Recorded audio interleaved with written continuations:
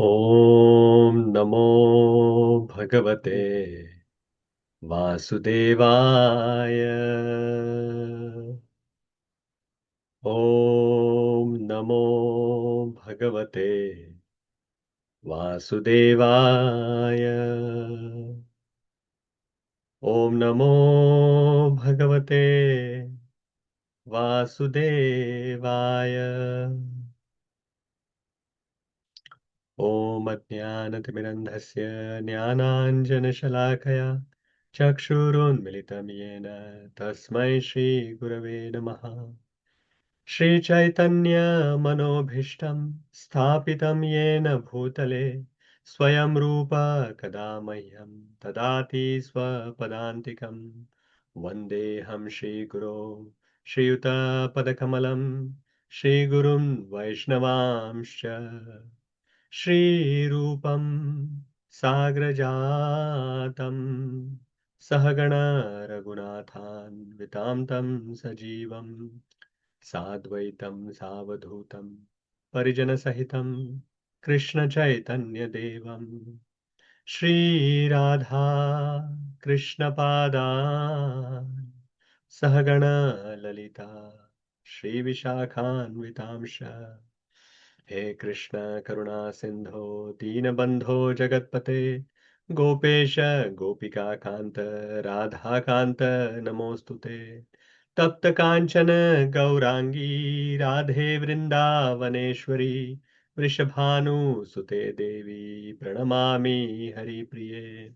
वाञ्छाकल्पतरुभ्यश्च कृपा सिन्धुभ्य एव च पतितानां पावनेभ्यो वैष्णवेभ्यो नमो नमः।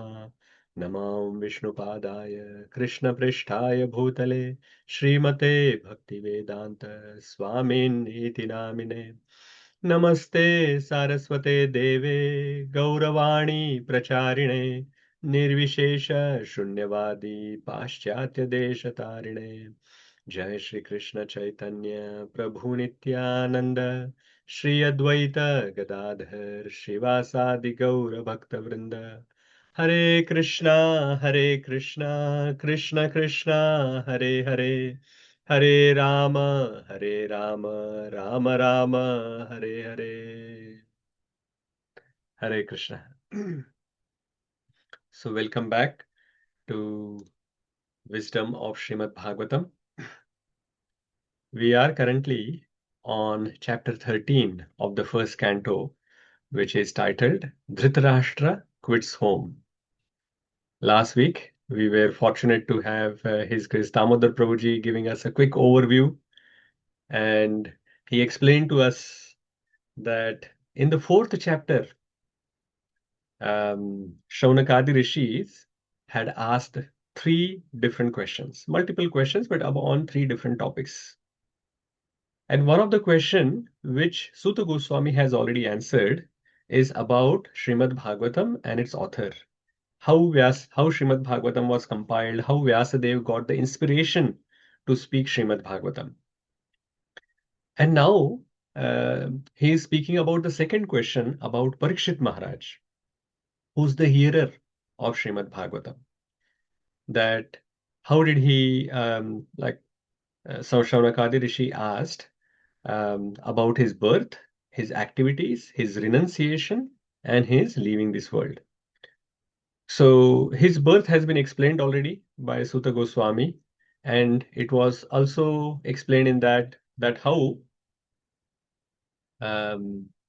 the Brahmanas who were there at the time of birth, they were praising the qualities of Parikshit Maharaj. He was just born, but his future qualities, they were explaining how this child is going to be. And now, Suta Goswami is about to explain the activities. And in that course of explaining the activities, he want to explain how Parikshit Maharaj became the king and then how he ruled the world. So, in that course of discussion, he is explaining that how Dhritarashtra first quit the home, and then Krishna had left the world, and then hearing that news, then Yudhishthir Maharaj also left the kingdom, and then finally Parikshit Maharaj became the king. So that is where this chapter is coming, which is the 13th chapter, Dhṛtarāṣṭra quits home. So we have till now, we have seen, I think 17 verses of this chapter, and we are going to start from 18th verse. So in the first 17 verses, we saw that Vidura, who had gone for pilgrimage when the Kurukṣetra Mahabharata war started, just before that, the Dhṛtarāṣṭra and his son Duryodhana had insulted Vidura. Duryodhana insulted, but Dhṛtarāṣṭra did not say anything to his son. That means he is also part of that insult. So at that time, then Vidura left Hastinapur and he went for pilgrimage. And he went to many holy places. For many years, he was roaming around the different holy places. And at one place, he met Maitreya Muni. He heard from him about the knowledge that Maitreya Muni had heard from Lord Shri Krishna when he was explaining that to who was he explaining to? Uddhava. Yeah, he was explaining to Uddhava. And he understood at that time, Vidura understood completely that he was fully convinced. He is a pure devotee. He already knew. But when he heard that Lord Shri Krishna had told to Uddhava and Maitreya Rishi as a spiritual master is explaining to him, he was fully convinced that the ultimate goal of life is loving devotional service to Govinda. And then Vidura returned when he was hearing the Srimad Bhagavatam from Maitreya Muni. Suddenly he felt this strong urge that I have to actually go and help my elder brother Dhṛtarāṣṭra. So he left from there and he came to Hastinapur.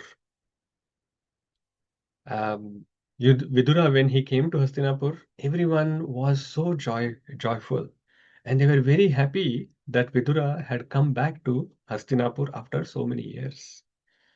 They welcomed him very warmly with embraces, tears of affection. They provided him proper hospitality, and then they showed their lot of respect and love for him. And then finally, they made him sit on a proper asana. And then Yudhishthira Maharaj asked him various different questions. But even before he started asking questions, he showed his gratitude of his heart, that how Vidura protected Pandavas in the past. At the time when they were poisoned or there was arson, and in all those situations, Vidura was always there to help them, guide them. And then Yudhishthira asked Vidura about his travels, that which all holy places you visited, where all you actually rendered some service. He also glorified Vidura as the pure devotee. And he said that you are like a holy place personified, because you carry the Supreme Lord within the heart and you purify the environment just by your presence. And then Vidura explained his journey, how he went from one pilgrimage place to another. But while explaining all of that, out of compassion for Pandavas, Vidura skipped the painful news of destruction of the Yadu dynasty, knowing that Pandavas will be very distressed when they hear this. And after explaining all of this, Vidura's real purpose is revealed. And now we are coming to that discussion. Vidura came, as we discussed earlier in the previous session, and I just mentioned briefly earlier, that he mainly returned to help his elder brother Dhṛtarāṣṭra. He knew that Dhṛtarāṣṭra is blind, not just physically, but also spiritually. He is also materially very, very attached. So he wanted to wake him up from his slumber and take him on that spiritual journey. So that is his main purpose of returning from his pilgrimage. Otherwise, there was no reason for him to come back, because he had already heard that the Yadu dynasty has already been annihilated and Lord Shri Krishna has left. So after hearing that Lord Shri Krishna has left, Vidura would be wanting to actually just leave this world as well. Just like after hearing the news, Pandavas also decided to leave. So similarly, Vidura would have just immediately decided that, okay, this is it. I will just finish my life as well. But he wanted to help Dhṛtarāṣṭra. So that is why he has come back to Hastinapur. And the last verse that we had seen, which was very interesting and important verse as well, the 17th verse. Evam griheshu saktanam pramattanam tadihaya atyakramad vidyataha kāla paramadustaraha. So Vidura is explaining that to Dhṛtarāṣṭra, that time is unstoppable. It's the energy of Lord. So you can't go past it. So it is unstoppable and unconquerable. And it gradually overcomes those who remain absorbed in family attachment and material life. So Lord Sri Krishna gives darshan to various different people differently. Those who are materially attached and they are absorbed in the material life, then he comes as time, and the time takes this very fearful form of death. And then Lord Sri Krishna meets those people in the form of death. But whereas for the devotees, Lord doesn't appear as a fearful form of death. For them, Lord appears as this beautiful form of Shama Sundara. At the time of death, he gives them the darshan, and then they are absorbed in that darshan, and then they leave the world. So Vidura is actually wanting Dhṛtarāṣṭra to move from this attached life, attached material life, to attachment to Krishna. So give up the attachment to the material life and start some attachment to Krishna. So that is the purpose. That is why Vidura has come back. So let us now see what Vidura is speaking to Dhṛtarāṣṭra. So this is from verse number 18 that we are going to see. Now these are very strong, sharp words which Vidura is going to speak to Dhṛtarāṣṭra. And these will probably help all of us as well to understand our attachments as well here and there. So let us look at them. So this is chapter 13, verse number 18. विदुरस्तद् अभिप्रेत्य धृतराष्ट्रम् अभाषत राजन् निर्गम्यतां शीघ्रं पश्येदं भयम् आगतम्. Yes, Mantram. Hare Krishna. Mahatma Vidura knew all this, and therefore he addressed Dhṛtarāṣṭra, saying, "My dear king, please get out of here immediately. Do not delay. Just see how fear has overtaken you." Now he has created urgency. Thank you, Prabhuji. So he is creating urgency. Vidura is not saying that just think about this. What am I going to, what all things that I'm explaining to you? And then over a period of time, thinking about it, then you can take your decision. No, Vidura is saying, get out of here immediately. Do not delay. There is that urgency he's creating in Dhṛtarāṣṭra's mind. Because there is no time left for Dhṛtarāṣṭra. So he doesn't have time to आराम से सोचो उसके बाद कुछ तो decision low. There is no time for that. He has to actually create that urgency. That is why he's saying, get out of here immediately. Do not delay.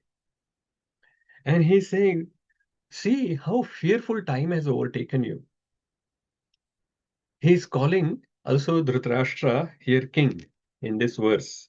Actually, he's not the king, but he's, Srila Prabhupada explains in the purport that he is calling him sarcastically the king. Because whole of his life, his only desire was to become a king. And then he wanted his sons to become the king. Now that he has lost everything, still he wants to have this kingly opulence by remaining as the eldest uncle of the king, Yudhishthir. So everyone in the kingdom as well as in the palace will still will respect him just as good as the king. Because the king Yudhishthir is actually very respectful towards Dhṛtarāṣṭra. So obviously then all the palace servants as well will give the same respect to Dhṛtarāṣṭra. So he is trying to live like king. And even though now everything he has lost, he is still trying to hold on to that desire that I want to be the king.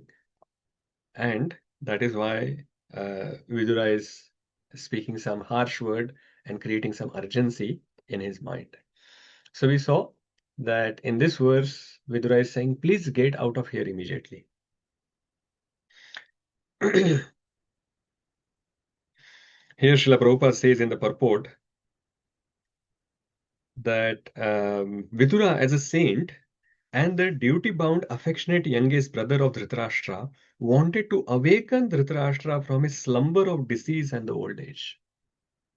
So these words that Vidura is speaking, they are for awakening Dhṛtarāṣṭra from his ignorance. So some of these words are going to be really shocking for Vidura to speak to his elder brother.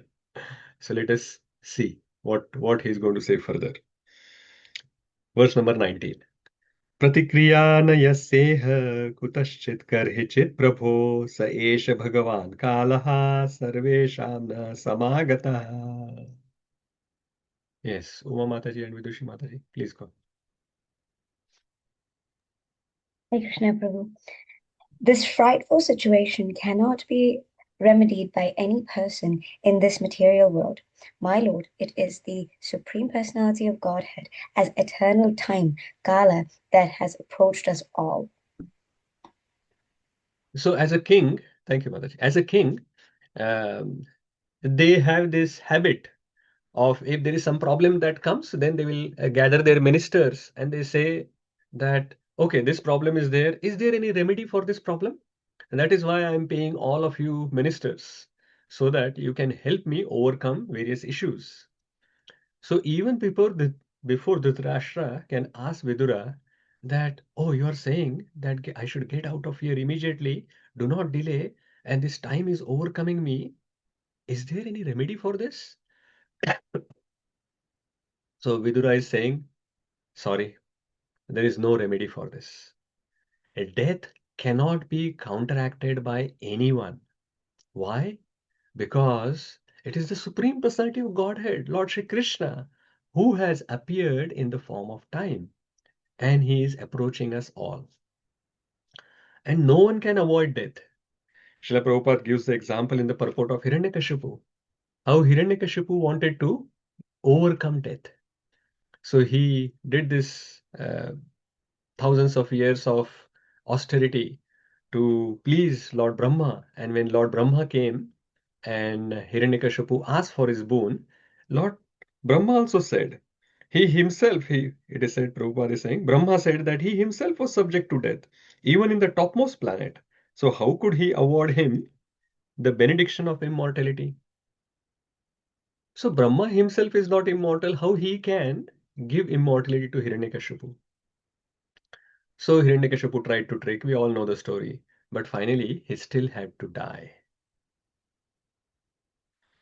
And Srila Prabhupada is mentioning very, very wonderful words and very sharp words Srila Prabhupada is also using here. He's saying, old age is the notice of the arrival of death served by cruel time, and no one can refuse to accept either summon calls or the supreme judgment of eternal time. It's in the first paragraph, third or fourth line. And then towards the end, like the last two lines of the purport, Srila Prabhupada is saying, wherever there is the influence of eternal time, there is this set of tribulations, namely birth, disease, old age, and death. And all of them are invincible. So we cannot avoid it. Birth, old age, death, and disease, they are going to come into our life. And old age, specifically, Srila Prabhupada is saying, is the notice of the arrival of death. So it's a notice that Yamaraj has given to us that now the old age has arrived, so death is coming. It is just at the door. It will approach and it will catch you at any time. So at least at that time we should wake up. There's a wonderful story about a person. He used to stay in a small village near on the banks of Yamuna. His name was Amrit. And the only thing that he was fearful of was death. So he had a great idea. He thought that let me actually worship Yamaraj. I will do some austerity. I'll meditate on him. I'll do this tapashcharya. And then Yamaraj, I will make him as a friend. If Yamaraj is my friend, then of course death will not come to me. So he thinks that this is a wonderful idea and he starts implementing it. So after some time that he was doing this austerity and the worship of Yamaraj, Yamaraj became pleased and Yamaraj he appeared in front of Amrit. And Yamaraj said that I know what you want. You want to befriend me and then you want to become immortal.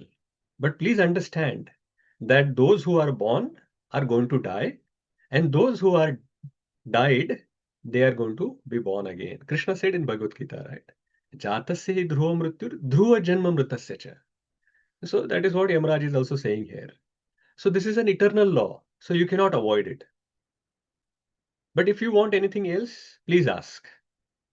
So Amrit thought for a moment and he thought, okay, if you can't make me immortal, then at least before I die, can you give me an advance notice so that when my end is near, you can send me a letter and then I can make appropriate provisions for my family before I die. Yamaraj said, yeah, that is possible. This is a simple matter. I promise to inform you beforehand, before your death is going to come. And then Yamaraj vanished. Then many years passed by, and over a period of time, then Amrita started becoming old. And his hair turned gray.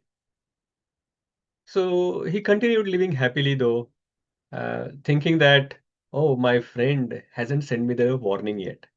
The warning letter hasn't come, so I have nothing to fear about death. My friend is so merciful. He has given me so long life. But then after some time, Amrita's teeth also lost. He lost his teeth as well.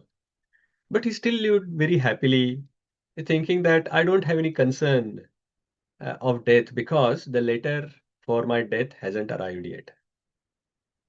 Then over a period of time, he even became further old and his eyesight was also lost. It became very dim. He was not able to see properly. Old age was catching up on him, but he was still carefree. He was thinking, let me enjoy.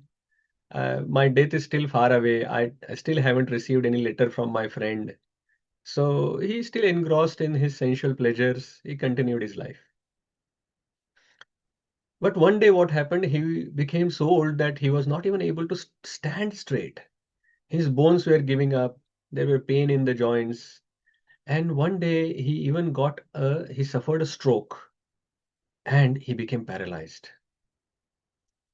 His condition was very critical and all of his relatives, they gathered around him and they were thinking that Amrit is going to die now.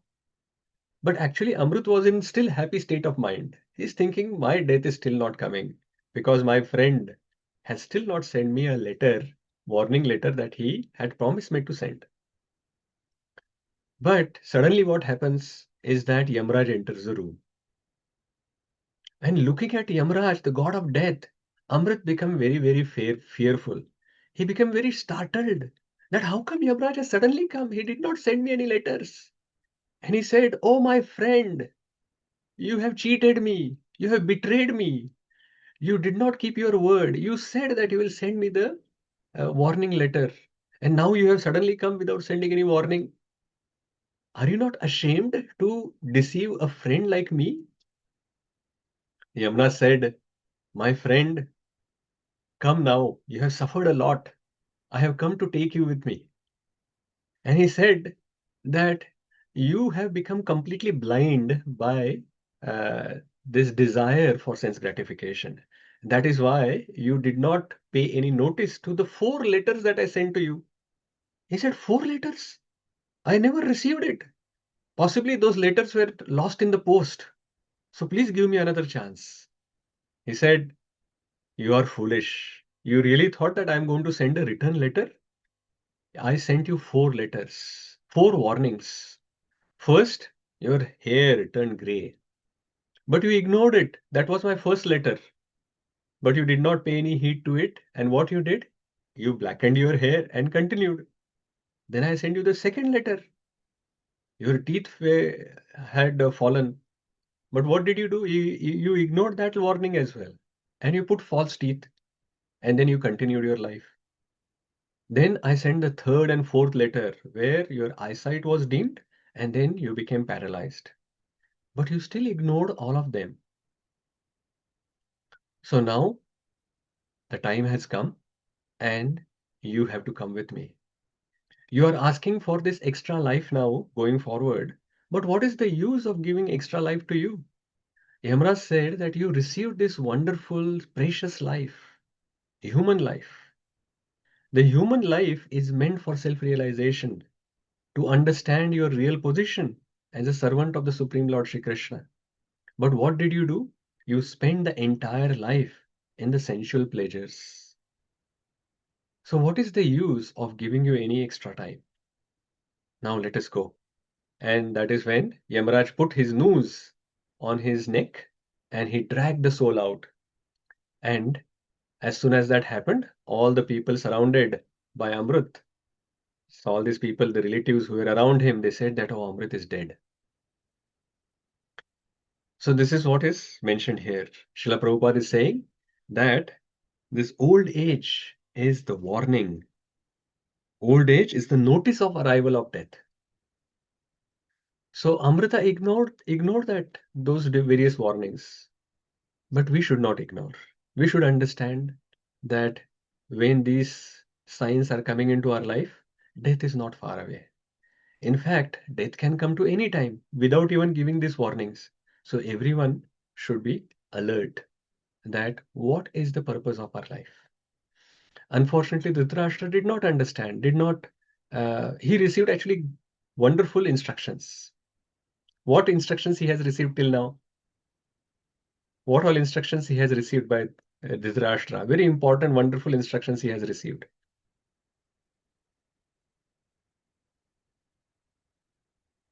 Bhageshwari Mataji, what instructions he has received?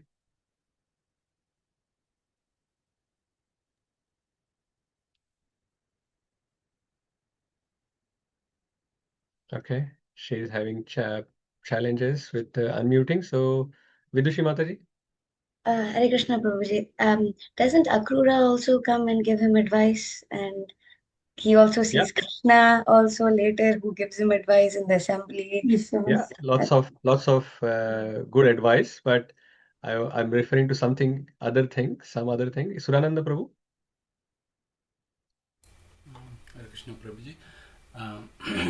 So before Kurukṣetra war, so he clearly informed Dhṛtarāṣṭra that because of Duryodhana you are deviating from the spiritual path. So Vidura has already given very good instructions. Before to Krishna, all these other people have also given. Sannivas Prabhu? Hare Krishna Prabhuji, he himself becoming old and lost all the kingdom, and like that he became weak. Is that the same? Yes. Good, thank you. Vishakha Mataji? Hare Krishna Prabhuji. So in this chapter, right now, he is just Vidura is advising Dhṛtarāṣṭra to leave immediately without delay from the kingdom. But what instructions he has received before? Like very important and very, very useful instructions he had already received. Time is overcome. Time will overcome. Okay, Vidushi Mataji again. Prabhuji, he actually saw Krishna, Vishwarupa, and he also, Krishna advised so many times that the destruction is inevitable and there is the sons, he is going to lose his son so clearly. Even then, he wants to survive still. And after he lost his sons also, he never thinks of Krishna, first of all, is still keeps on living his life. So Vidura came to solve his problem. Yeah. All right. Sorry, I was just going to say, didn't he receive Bhagavad Gita as well? Yes, that is what I was actually Bhagavad Gita looking as well. for. He has received instructions of Bhagavad Gita.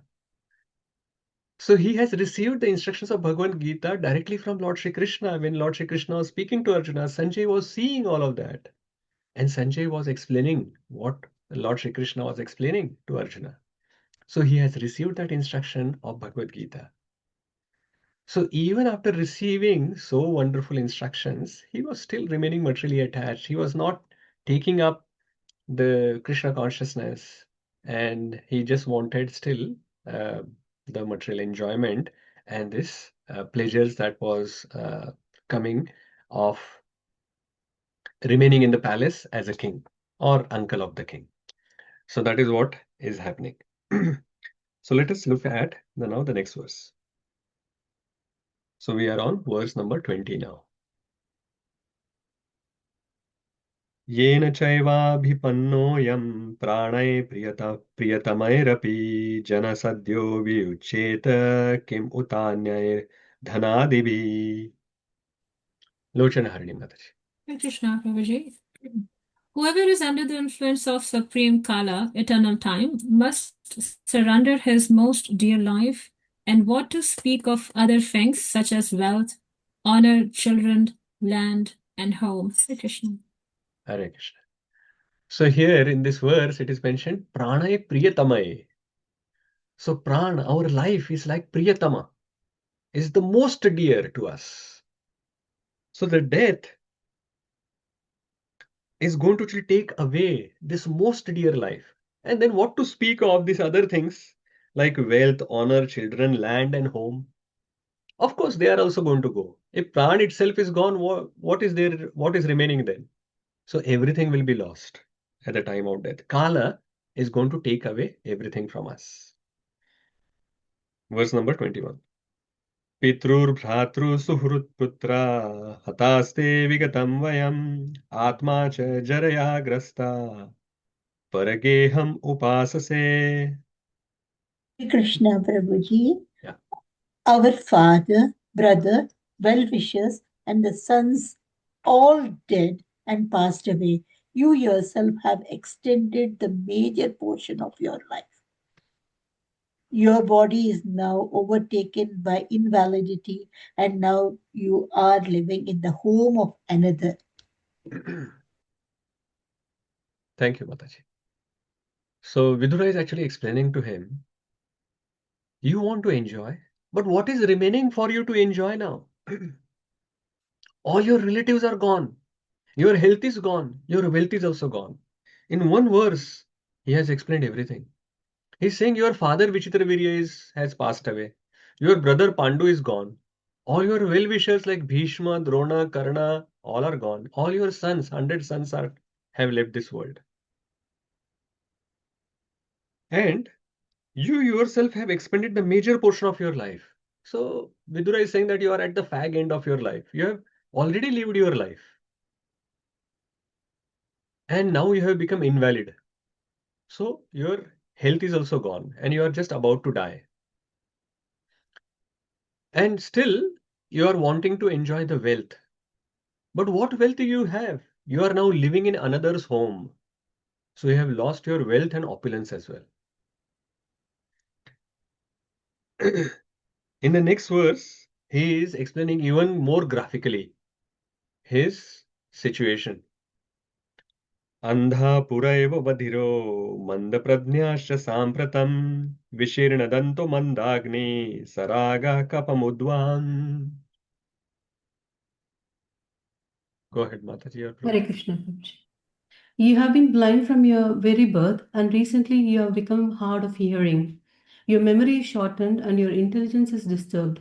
Your teeth are loose, your liver is defective, and you are coughing up mucus. Hare Krishna. Very, very graphically, now Vidura is explaining further what is his situation. He's saying Andhapuraiva. So you're already blind from the birth. And now you have become Badhira. So you cannot hear. Also, you have become manda pradnya. Manda pradnya means your memory is shortened. Your intelligence, you are losing your intelligence, your memory is gone. And Vishrina danto, your teeth have fallen. And mandagni, the fire which is there within your stomach is also finished. So you cannot even now digest anything. And then saraga kapamudvaham. Saraga means whenever you are actually breathing, some sound is coming. Music is going on. Saragaha. And then every time you are coughing, some mucus is coming out. So he's saying that there is nothing remaining. There are these visible symptoms of old age which are visible, and you are just about to die. And still you are attached to your body. Srila Prabhupada is saying, so in the first few lines itself, still he was foolishly carefree about this future, about his future.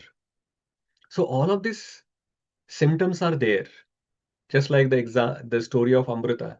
There were so many symptoms that he was about to die, but he was still thinking that I'm not going to die.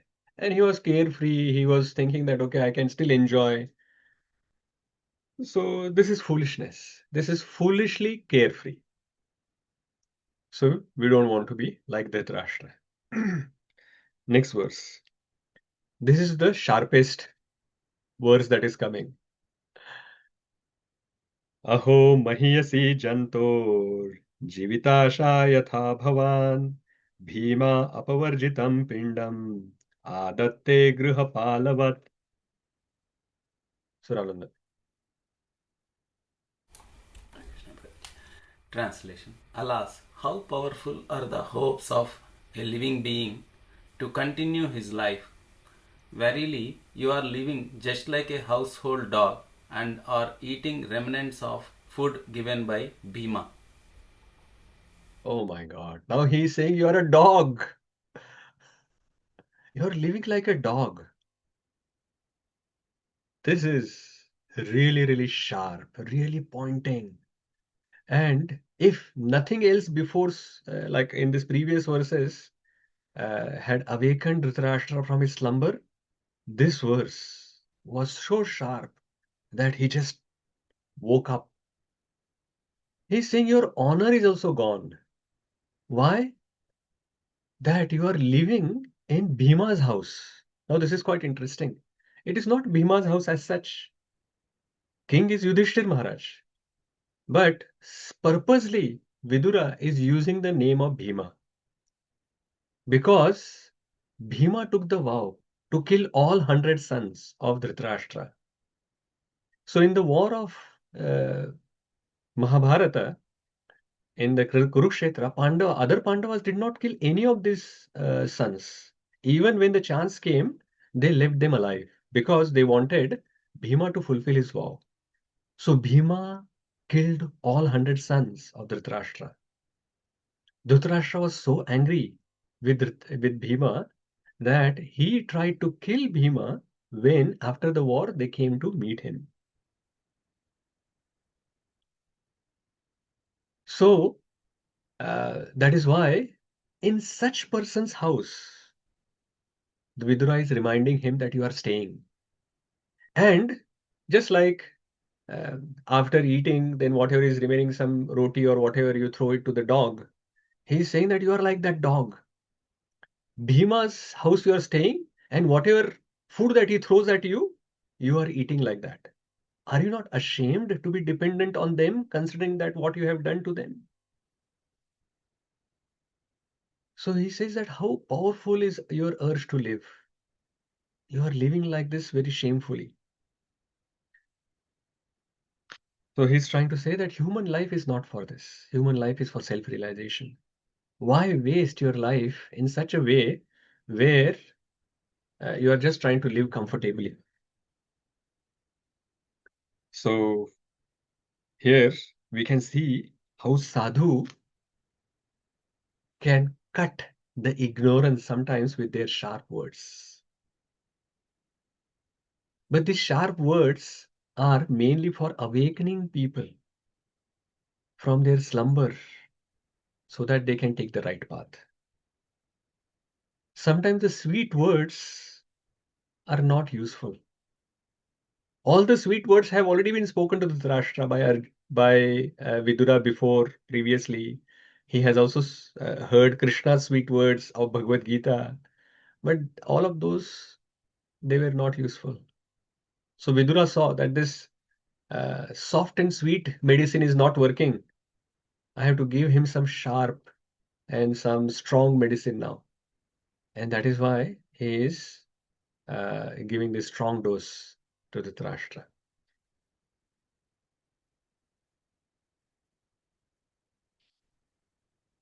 Okay, next verse, 24. अग्निर्निसृष्टो दत्तश्च गरोदाराश्च दूषितः ऋतं क्षेत्रं धनं येषां तद्दत्तैर्सुभिः कियत्. Amen. Hare Krishna Prabhuji. There is no need to live a degraded life and subsist on the charity of those who try to kill those whom you try to kill by arson and poisoning. You also insulted their married wife and usurped their kingdom and wealth. Hare Krishna. Yeah. So he is reminding Dhṛtarāṣṭra that what you have done. Of course, Bhima and Pandavas and Yudhishthira Maharaj, they are not treating Dhṛtarāṣṭra as a dog. They are very respectfully treating Dhṛtarāṣṭra. So even if Dhṛtarāṣṭra comes back and says that, hey, you are saying that I'm like a dog, but I'm not living like a dog here.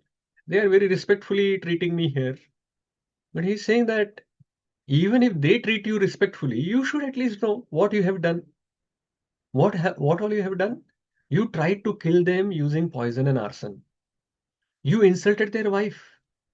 You took away their kingdom. So after doing all of these things to them, how can you stay in their house? Have some shame. There is no need to live such a degraded life and subsist on the charity of those people who you tried to kill. And Srila Prabhupada gives his master stroke. Let us read this a part of this purport starting from 5,000 years ago. Who can find that place? 5,000 years ago. Yes, Vikas Prabhu. Please read from there. Hare Krishna. 5,000 years ago, there was one Dhṛtarāṣṭra. But at the present moment, there are Dhṛtarāṣṭras in every home. Politicians especially do not retire from political activities unless they are dragged by the cruel hands of death or killed by some opposing element. To stick to family life to the end of one's human life is the grossest type of degradation, and there is an absolute need for the Viduras to educate such Dhṛtarāṣṭras even at the present moment. Hare Krishna. So Srila Prabhupada is saying that there was one Dhṛtarāṣṭra 5,000 years ago. But currently, how many Dhṛtarāṣṭras we have? As many people as we have in our home. So there are Dhṛtarāṣṭras everywhere. And that is why Viduras are required to educate such Dhṛtarāṣṭras even at the present moment, Srila Prabhupada is saying. So Srila Prabhupada is trying to tell us that in this age of Kali Yuga, everyone is so materially attached. They are engrossed in sense enjoyment. And we have to awaken from this slumber, awaken from this ignorance, and understand what is the true purpose of our life. And if you keep living our life like this, till the end of our life, if we still remain materially attached, that what my children are going to do, what my grandchildren are going to do, and all of that, then what is going to happen? That time is going to overcome us. And we will remain in this cycle of birth, old age, death, and disease. If we want to come out of this cycle and go towards Krishna, then we have to actually listen to the instructions that we receive from the Viduras in our life. So very, very important instruction Srila Prabhupada is giving for all of us. Sometimes when we are reading the scriptures, we read it in a detached way. We don't actually relate to the characters which are there in the scriptures. We see, oh, Dhṛtarāṣṭra, oh, he's such a bad person. He did so many things. He's so attached, and he should do like this.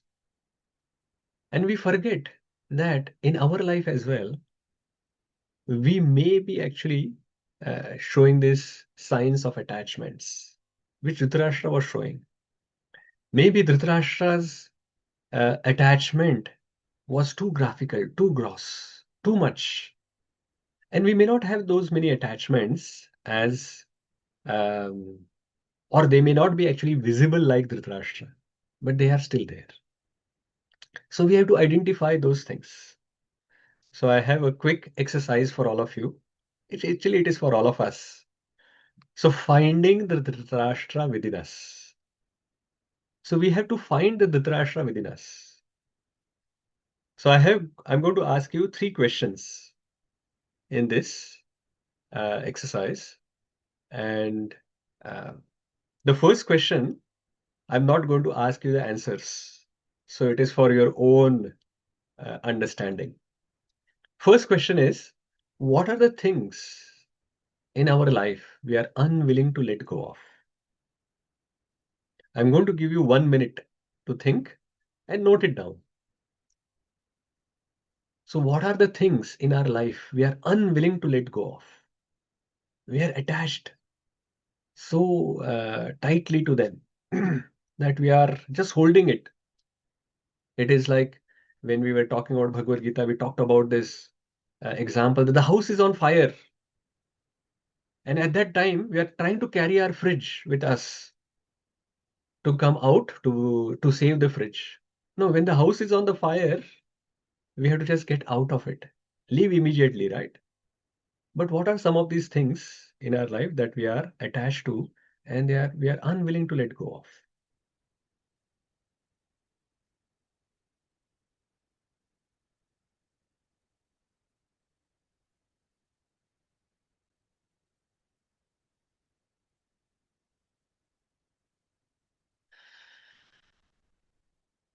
One quick, Hare Krishna Prabhuji, is it only gonna be the thing or could it be a person as well? Of course, of course. A person. Everything, anything. Any Thing and person, person. yeah, any person, any situation, anything.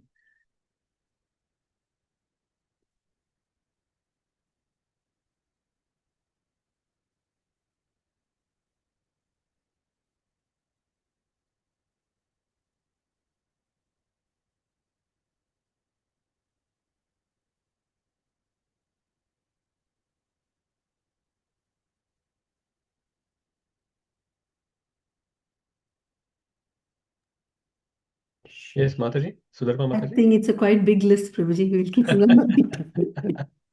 At least the important ones. Top 5 you can list down, Mataji. Surananda Prabhuji. Prabhuji, properties, wealth, family, position, relatives, false ego, and body. Nice, nice. Adi Devi Mataji. Hare Krishna Prabhuji. I'm going through a phase where my health is not supporting me. So that may cause a lot of disruption in the way I have looked in my physical appearance. So, as a woman, the vanity is one of the most important, sort of not important, but the most valued asset that women have. So, at this point, I feel literally feel sort of deprived and sort of not my own self. So, it's quite painful. Yes, I can understand Mataji, and our prayers are with sincere and heartfelt prayers are with you that Thank you you. get well very soon. Thank you, Prabhuji. Okay. Actually, I was not supposed to ask the answer of this question, but some of you are willing to share. So you have raised your hand, so I'll take those answers. Uma Mataji, Vidushi Mataji. Prabhuji, I want to leave the past experiences which are negative, which I try my level best, but it's really hard to overcome. And my longing for my children in profession and life. That is the biggest thing for me, because I was a teacher for last 36 years. So every moment, anything I read or I just get carried away with that. My children, my children. That feeling is always there, Prabhuji. Yes. So that is a strong attachment that we actually develop in our life. Yes. Shama Kumari Mataji. Hare Krishna, Prabhuji. So, first is Prabhuji, the pain that is given by others. I cannot, I'm trying my best to forget that experience, as Vidura Mataji said. That is really difficult though. And secondly, I have a lot of expectations of being loved and being valued. I just want to let that, leave that away as well. And the third one is, I think I have too much attachment to my family members. And that caused me. I really get into trouble because of. So yes, so these are the things. Yeah, very important points that you have raised, Mataji. That this expectation that we are respected by others and loved by others, and that is why Chaitanya Mahaprabhu, why did he give that verse? Amani na manadena, kirtaniya sadahari. When we actually see our attachments, then we see, oh, Chaitanya Mahaprabhu has already given us this instruction. And such a simple instruction, but so hard to follow. And of course, our family members are like the strongest attachment that we have. And as Adidevi Mataji mentions, our body is also a very strong attachment. Vishakha Mataji, you have any other points? Apart from all those, apart from all that, freedom, we can't let go if someone comes in our boundary. Yes. And laziness, Prabhuji. This is my space, and I am independent. I don't want to be controlled by others. While we understand that we are always completely controlled by others, but we want to be the controllers. Yeah. Lochana Harini Mataji. Hare Krishna, Prabhuji. Obviously, what everyone has said, my one is a little slightly weird one. I fear letting go of my chanting beads.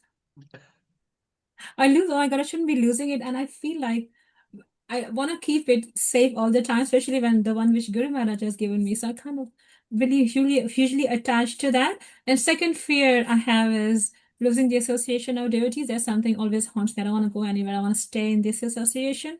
It could be a good or bad, whatever way we want to take it. But these are my two top ones, apart from family and family.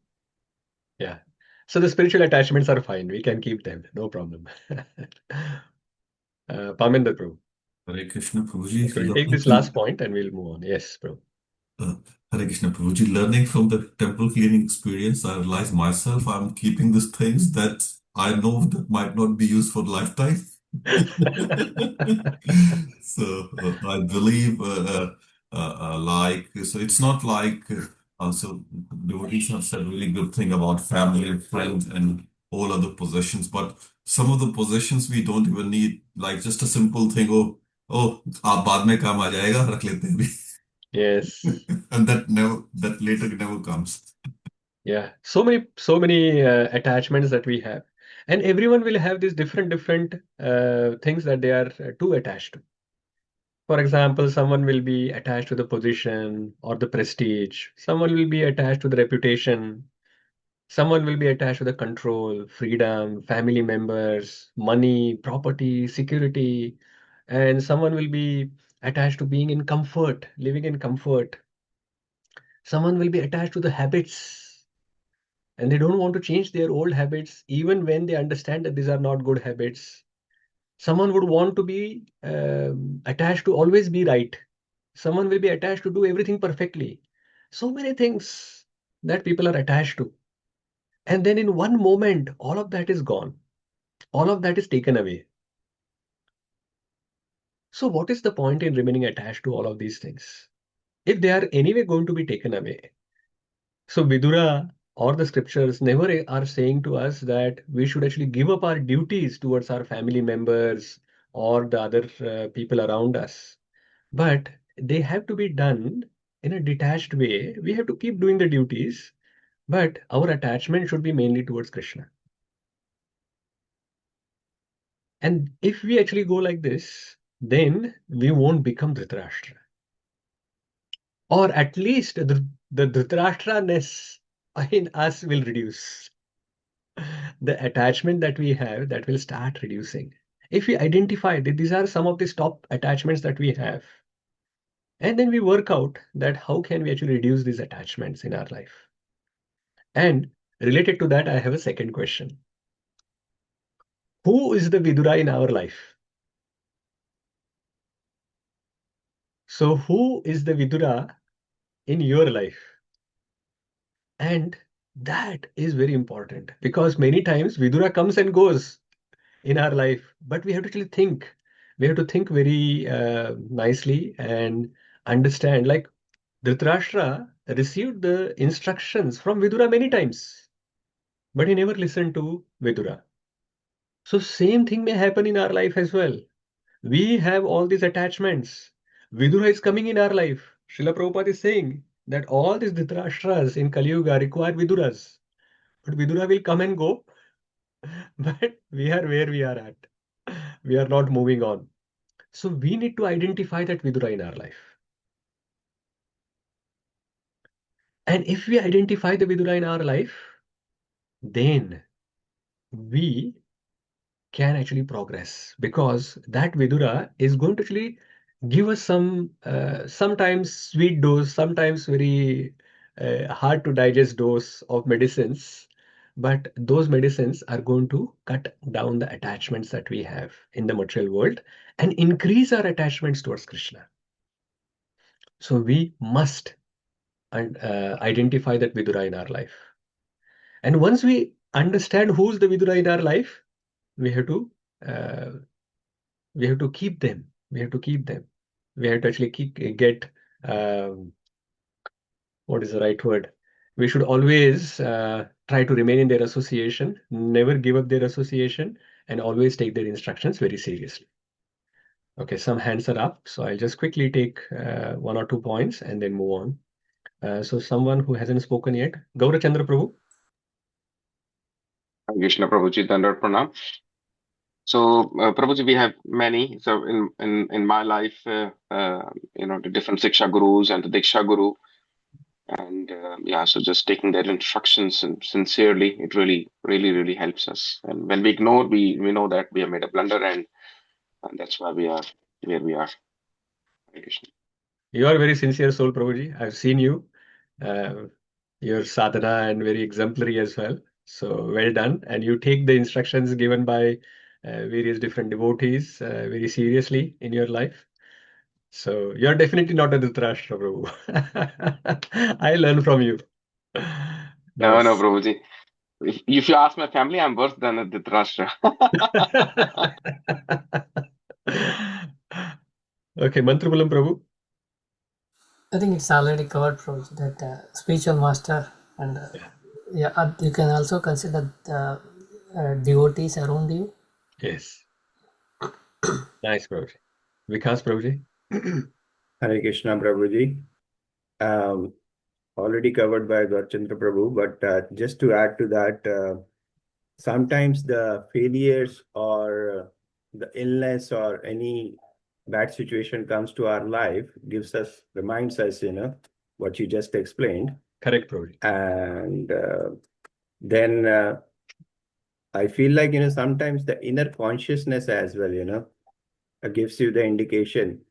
Yes, you are doing it because of the habit, but this is not something correct, and how you can progress and how you can work on it. Some indication you get from your inner consciousness as well. That's I think probably That's also a Vidura giving us the instructions. You are on a wrong path. Yes, thank you, Prabhuji. I know there are a lot of points that you would others also want to add, but I think you got the point that our spiritual master, our Diksha or Shiksha gurus, the senior devotees around us, even the scriptures, like scriptures was not mentioned, but I'm sure some of you would have covered that. Like the scriptures are Vidura. The friends, the devotees or friends who are giving us some good advice, and the difficult situations in our life, as mentioned by Vikas Prabhuji, all of these are giving us, are teaching us something. And if we do not learn from it and do not accept the instructions which are coming in that situation, they will remain like Duryodhan, will remain like Dhṛtarāṣṭra, and we would never get an opportunity to move on and make progress in our life. So third question here, if Vidura came to our house today, what advice would he give us? Now you have understood your attachments, you have understood who's your Vidura. Now imagine that Vidura is coming to your home. What advice he is going to give you? Sudharma Mataji, you already have your advice ready. Hare Krishna Prabhuji. I think anyway, the second question answer was Guru Maharaj, definitely. And then the answer definitely falls from that, which says like, why are you still here? Why you have not retired yet?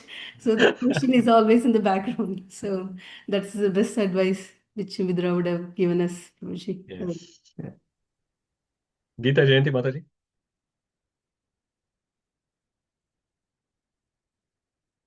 Hare Krishna, Dhanvat Pranam. So I think the advice Vidura came here would be that take more shelter of the Lord through his instructions in the scriptures and through association of devotees. I think that would be a main point. And stop the other thing would be that don't depend on the material world. Like, don't depend on your finances. Don't depend on material things so much, because ultimately everything has to pass. This too shall pass.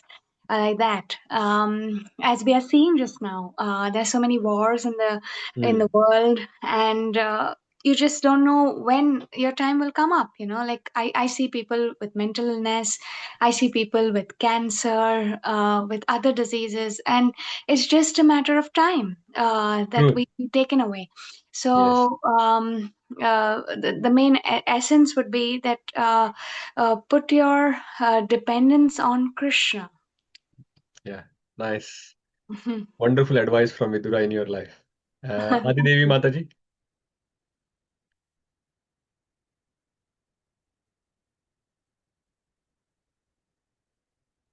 You are still on mute, Mataji. Sorry, Prabhu. I think the message Vidura would give us or give me would be to just let go and not be attached to things and people around me, because it's time to focus on Krishna. That's a practical thing I'm going through at the moment, so I can yes, absolutely, Mataji. that. Yeah. And I also thought in the second question, our Chaitya Guru, the Paramatma sitting in our heart, also could be the person. Yes, absolutely. As Vidura. Yeah. Correct. Okay. Thank you. Sannivas Prabhuji. Hare Krishna Prabhuji, Dhanvat Pranam. The Vidura, all the, in spite of everyone, Diksha Guru and Diksha Gurus, I find for a husband, a wife, and for a wife, a husband. So when you face them, they really tell what is lacking in us, and then in that way we can identify. We can move on much deeper, because yeah, thank you.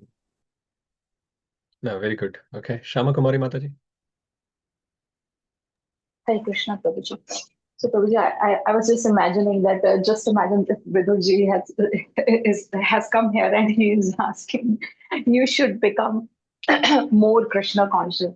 You should be more dependent upon Krishna. You should start reading more. Do not waste your time.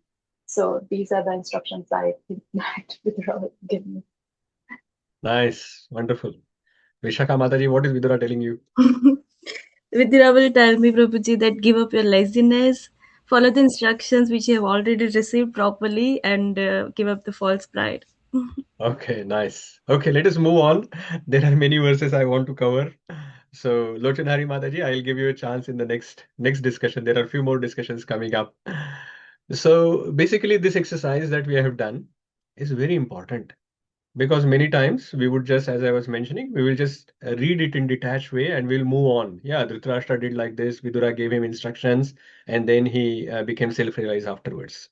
But the whole purpose is that we become self-realized, we become detached, and scriptures are telling us all of that. Srila Prabhupada is writing so many purports, long purports, so that we become Krishna conscious. From Maya conscious to Krishna conscious is the journey. And Srila Prabhupada wants us to actually push in that journey forward. And all the other well-wishers who are helping us around us, which is our spiritual masters, devotees, and everyone who's giving us the good Krishna conscious advice, they are helping us in that direction. So we have to actually start looking at and start taking these things seriously. And whenever we are reading some verses, we should see that what can I learn from this verse? What is there? What is in it for me?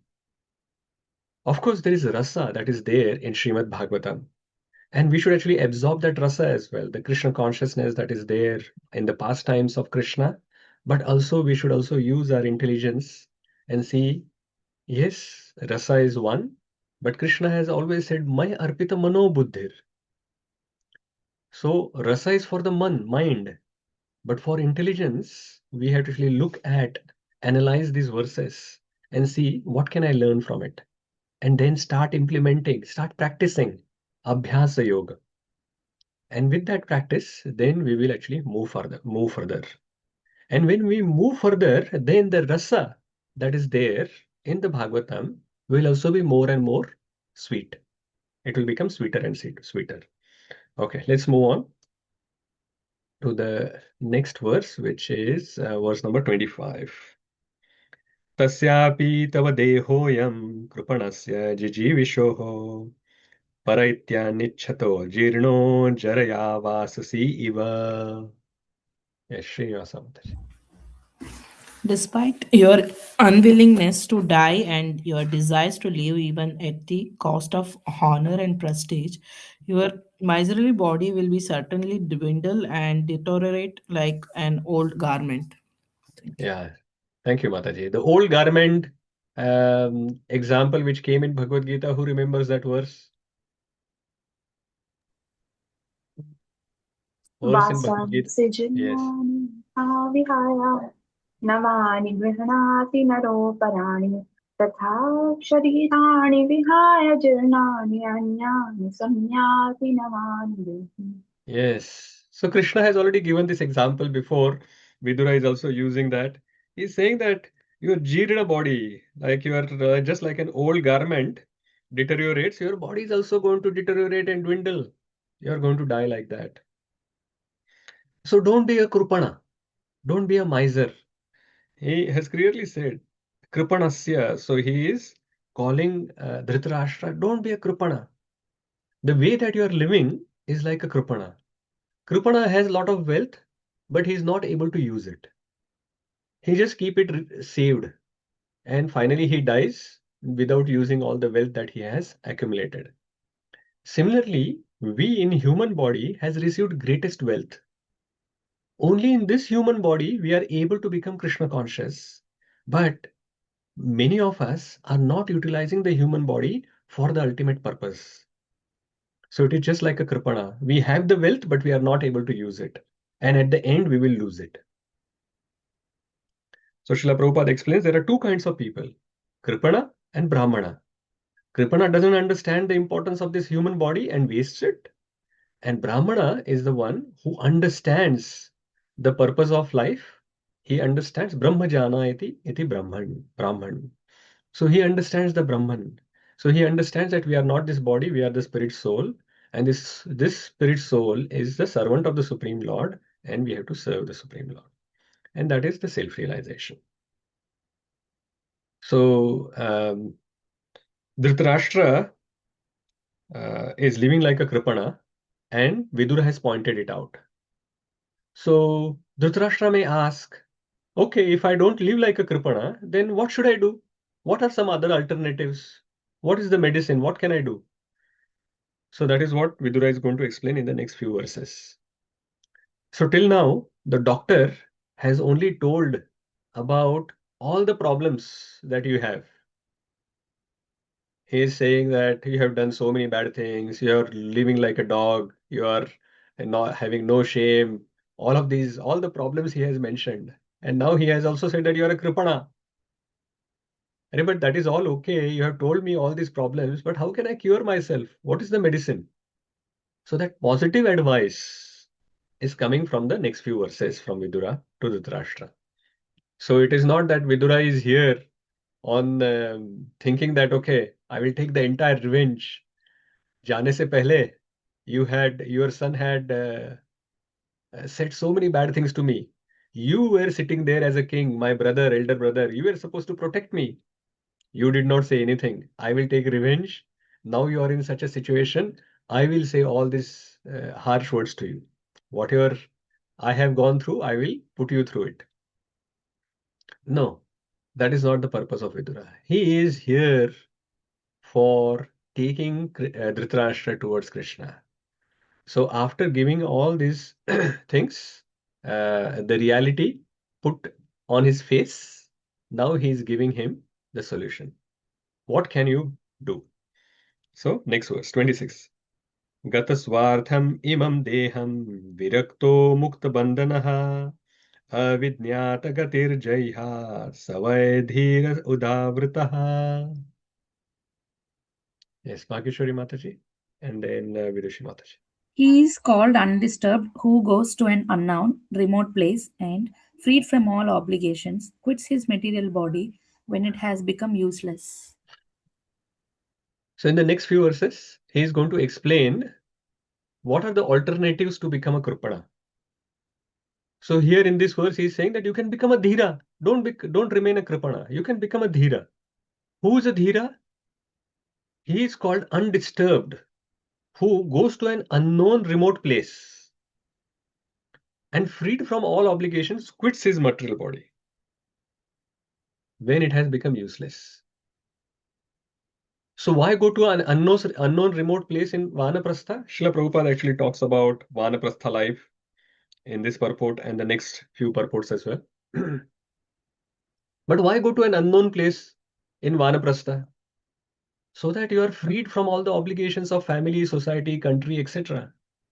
Otherwise, what will happen? If you give your address, your relatives will keep coming to you, and your attachment will still remain.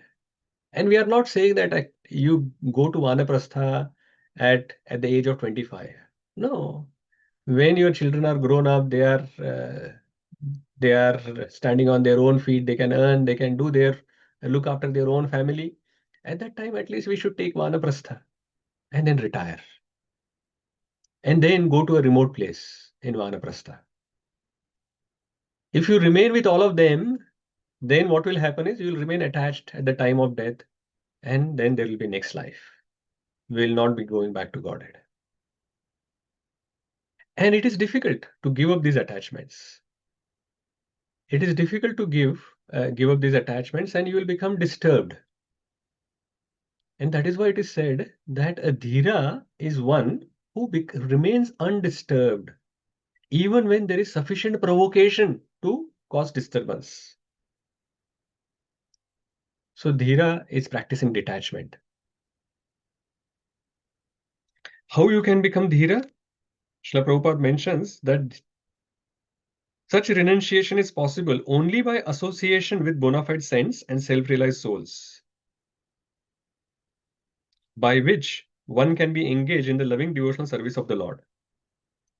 So in the purport, towards the end of the purport, some 4-5 lines above the last line, Srila Prabhupada has given the solution that yes, we are attached, we are like Dhṛtarāṣṭra, and we want to become Vidura, like Vidura. So how can we actually go from this stage to that stage? Yeah, simple solution. One can become Dhīra in association with the advanced devotees, the saints and self-realized souls. That is how we can become. And Dhṛtarāṣṭra was quite lucky in this situation because he has a Mahajan. Vidura is a Mahajan. Yamaraj is a Mahajan and Vidura is an incarnation of Yamaraj. So that way he has an association of a Mahajan. And then another alternative is given. Dhīra is one alternative to Krupana. The next verse gives even higher alternative, a Narottama. Verse number 27. Yasvakat parato veha jata nirved atmavan hridhi kritva harim gehat pravrajitsa narottamaha. Go ahead. Hare Krishna, Prabhuji.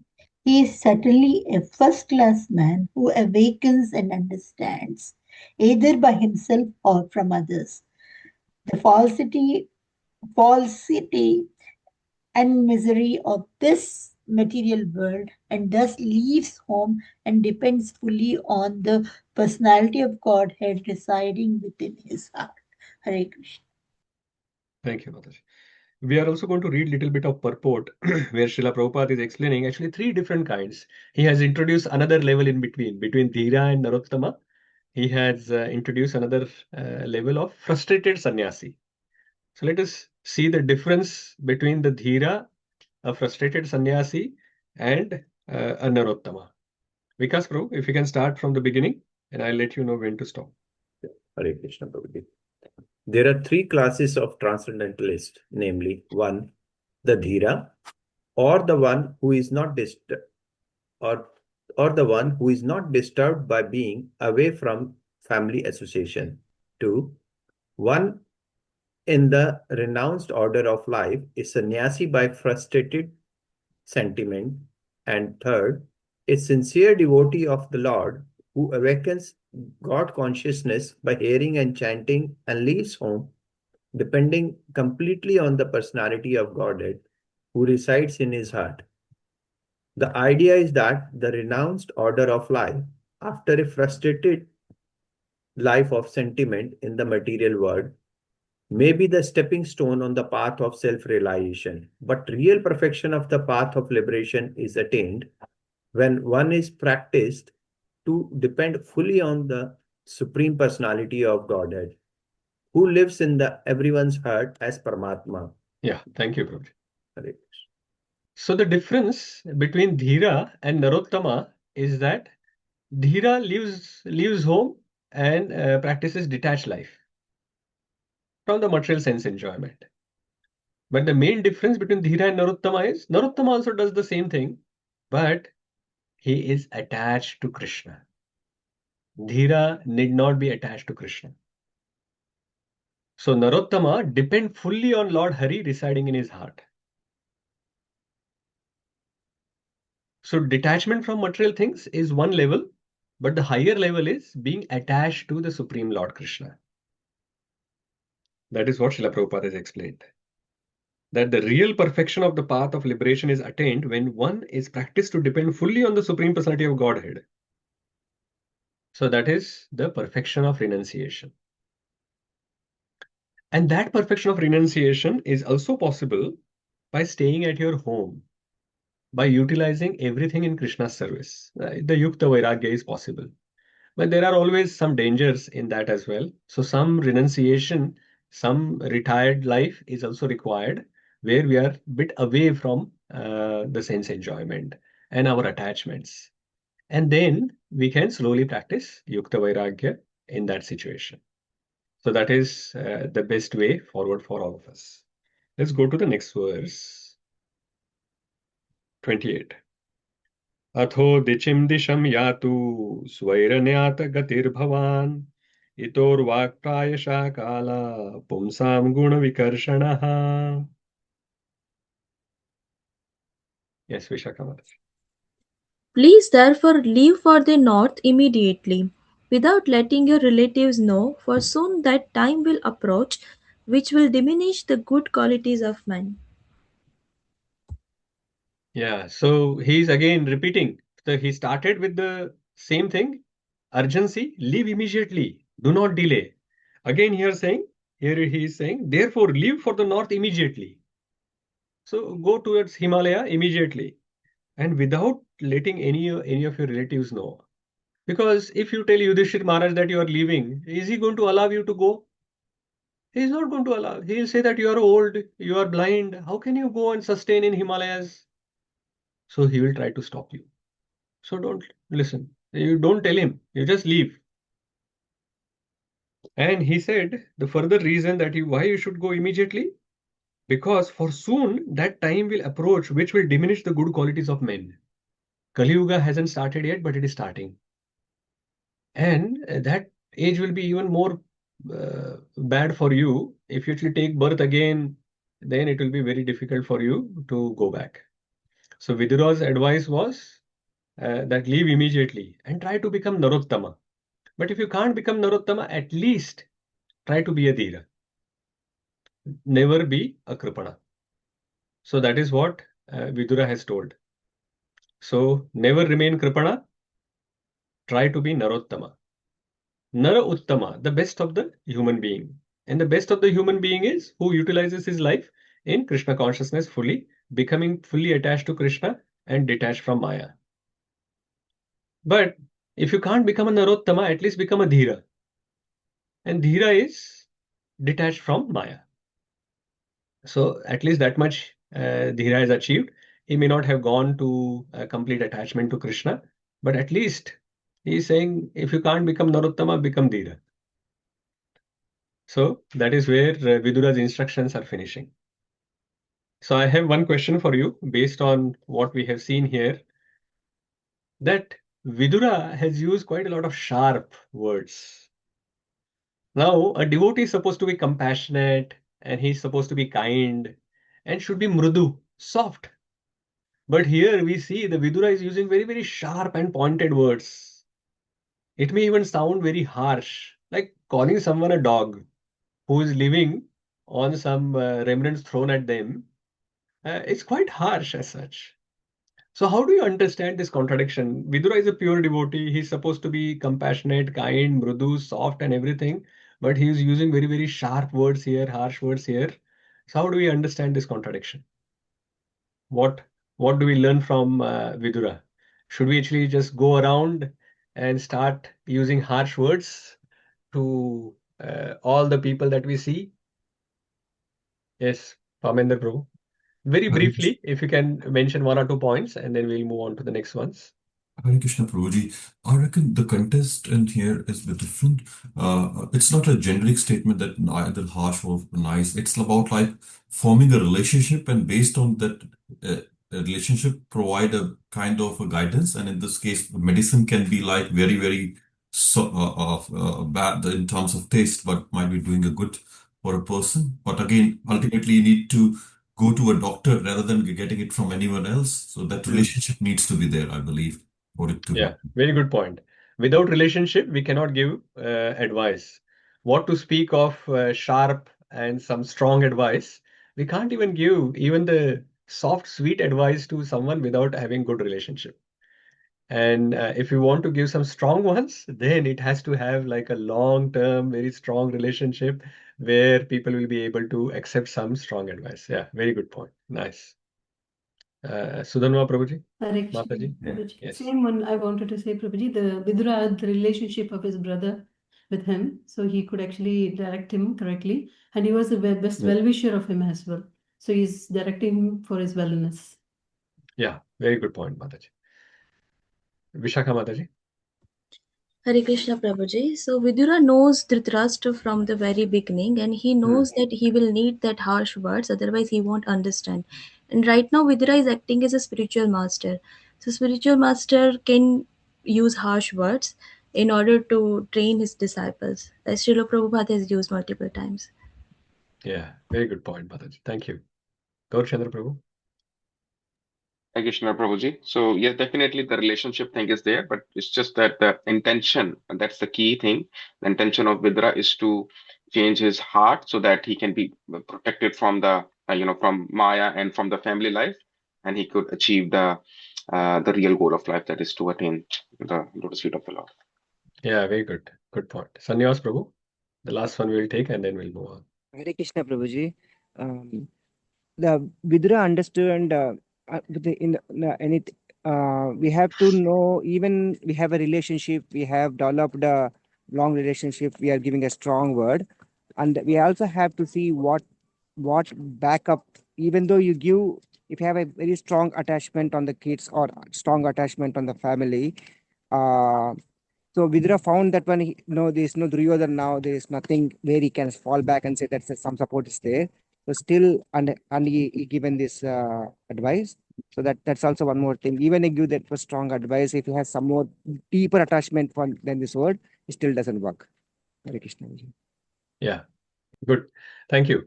So first of all, yes, all good points. And just to summarize whatever I mentioned, and add few things. How do we understand this contradiction that Vidura is supposed to be compassionate and soft and kind? So sometimes when we say compassion or kindness, we think that compassion and kindness means sweet words. But compassion and kindness doesn't always mean that we have to always use sweet words only. So that is the first thing that we should understand. Real compassion means helping people come closer to Krishna. That is the real compassion. So whatever it takes to bring people closer to Krishna, those kind of words can be used. So if like Dhṛtarāṣṭra situation is that he has become old, he has completely attached to the family life, he is dependent on those who had he has tried to harm before. He is forgetful that he is actually approaching the death.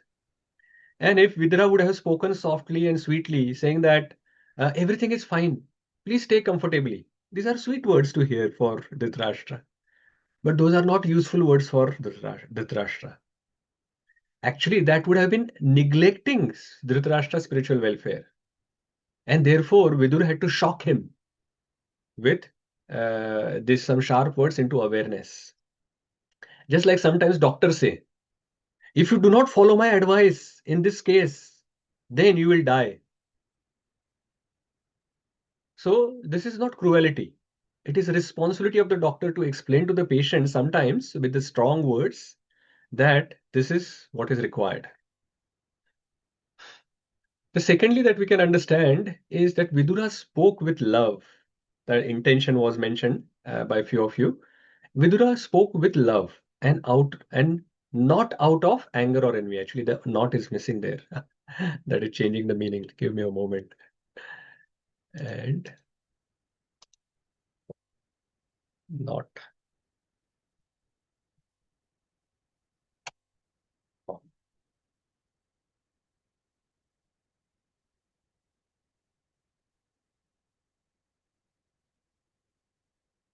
Yeah. Vidura spoke with love and not out of anger or envy. So this is important to understand that the mood behind the word is very crucial. As I was mentioning earlier, that Vidura did not come here to take revenge by giving some harsh words to Dhṛtarāṣṭra. His purpose was actually he was nicely going and doing his pilgrimage. He was even listening to Srimad Bhagavatam from Maitreya Muni. But he left that out of compassion for Dhṛtarāṣṭra, out of love for him, understanding that he doesn't have a lot of time left. And if I don't go there and help him, then he will just remain in this cycle of birth, old age, death, and disease. So that is why he came there out of love for Dhṛtarāṣṭra, and then understanding what needs to be spoken, he has spoken. The third thing is, when gentle instructions fail, then sometimes some strong instruction is needed. So we talked about earlier that Dhṛtarāṣṭra has already heard so many times from Vidura speaking softly. He has heard from Sanjay as well, who is his personal assistant. He's also a good devotee. He has heard from Krishna. Krishna personally has spoken. And then he has also heard Bhagavad Gita through Sanjaya, which Krishna had spoken. But nothing worked. So that is why sometimes the teacher has to scold the careless student, or a parent sometimes sharply correct a child. Similarly, a spiritual guide sometimes has to wake up someone who's sleeping. So that is where Vidura has used some sharp words. Also, we can see the result of this. The result was Dhṛtarāṣṭra. We will see now. Dhṛtarāṣṭra immediately left home and perfected his life and became self-realized. So, important lesson for all of us is that we should not be just going around and speak harshly to people around us. That is not what Vidura is teaching us. If we have to use strong words for someone, there are 3 conditions to be met. 1, like all of these are from Vidura's life that we can see. A genuine concern for that other person should be there. That is the first one. Just like Vidura had the concern for Dhṛtarāṣṭra, that kind of genuine concern has to be there. The strong words should not be coming out of our ego or anger or frustration.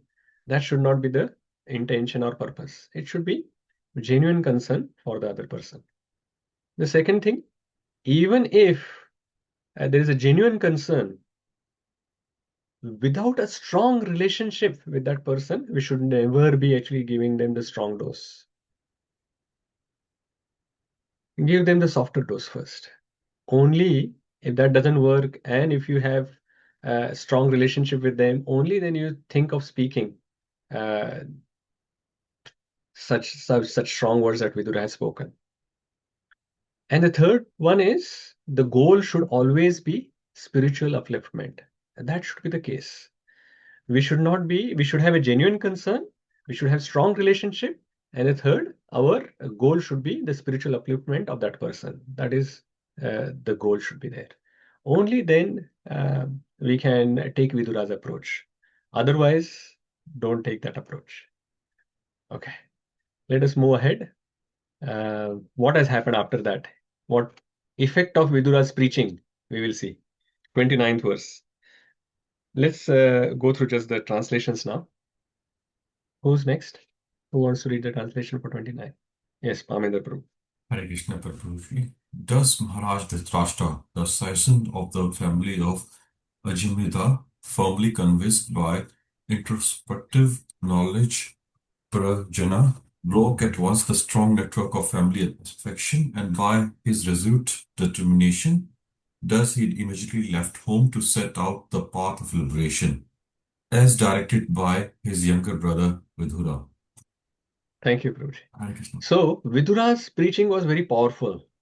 And till now, Dhṛtarāṣṭra had never taken it seriously, but this time, he decided to leave immediately. He broke all his attachments by his resolute determination, and he immediately left home. Srila Prabhupada is reminding in this verse, he is emphasizing about sadhu sangha.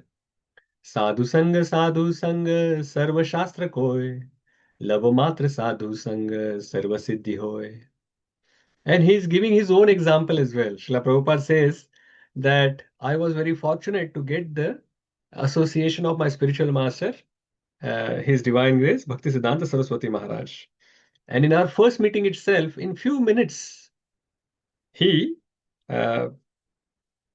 says, by our first meeting, for a few minutes only, it would have been impossible for us to accept this mighty task of describing Srimad Bhagavatam in English. Without that, it would have been impossible for him to take it up. So, Bhaktisiddhanta Saraswati Maharaj, in just few minutes of association, transformed Srila Prabhupada's life. And similarly here it is, like Vidura, it is mentioned here that Vidura has transformed Dhṛtarāṣṭra's life. Let us read a paragraph here, like a few lines.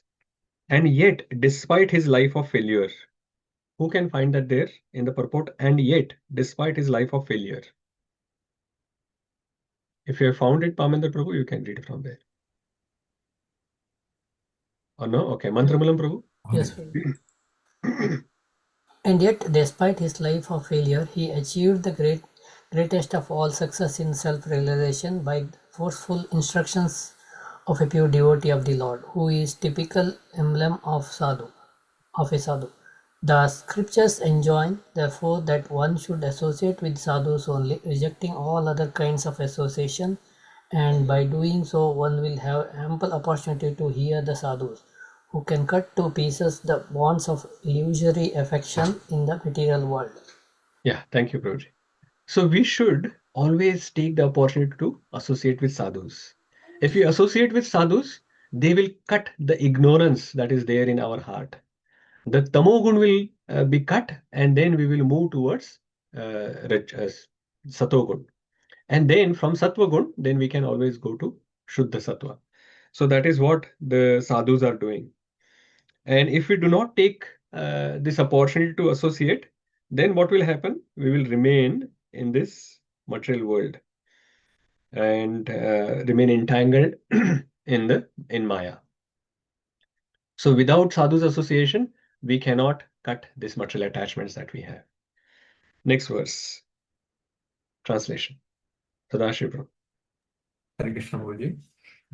The gentle and chaste Gandhari, who was the daughter of King Subala of Kandahar or Gandhara, followed her husband, seeing that he was going to the Himalaya mountains, which are the delight of those who have accepted the staff of the renounced order, like fighters who have accepted a good lashing from the enemy.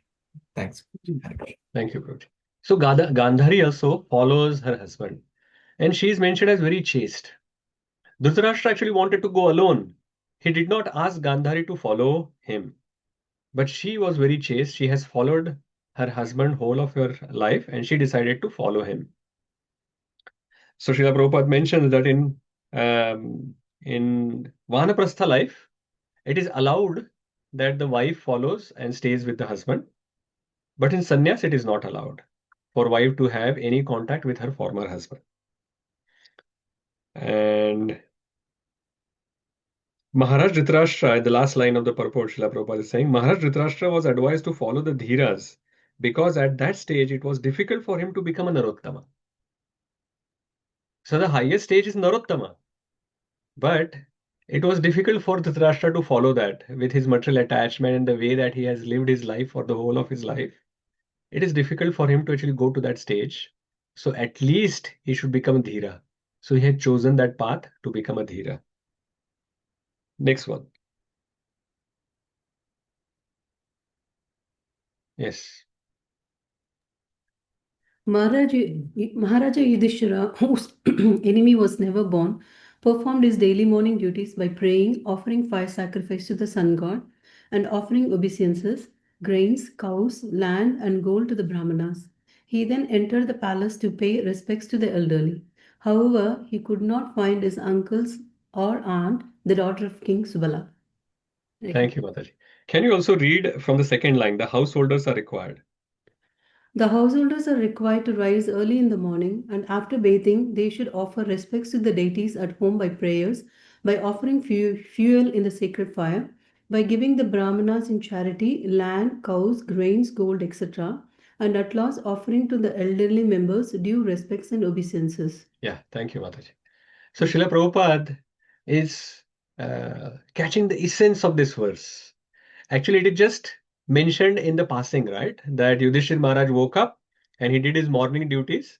And the main point of that verse is towards the end that he came to pay respects to the elderlies and he did not find Vidura and Gandhari and Dhṛtarāṣṭra. They were all three were missing.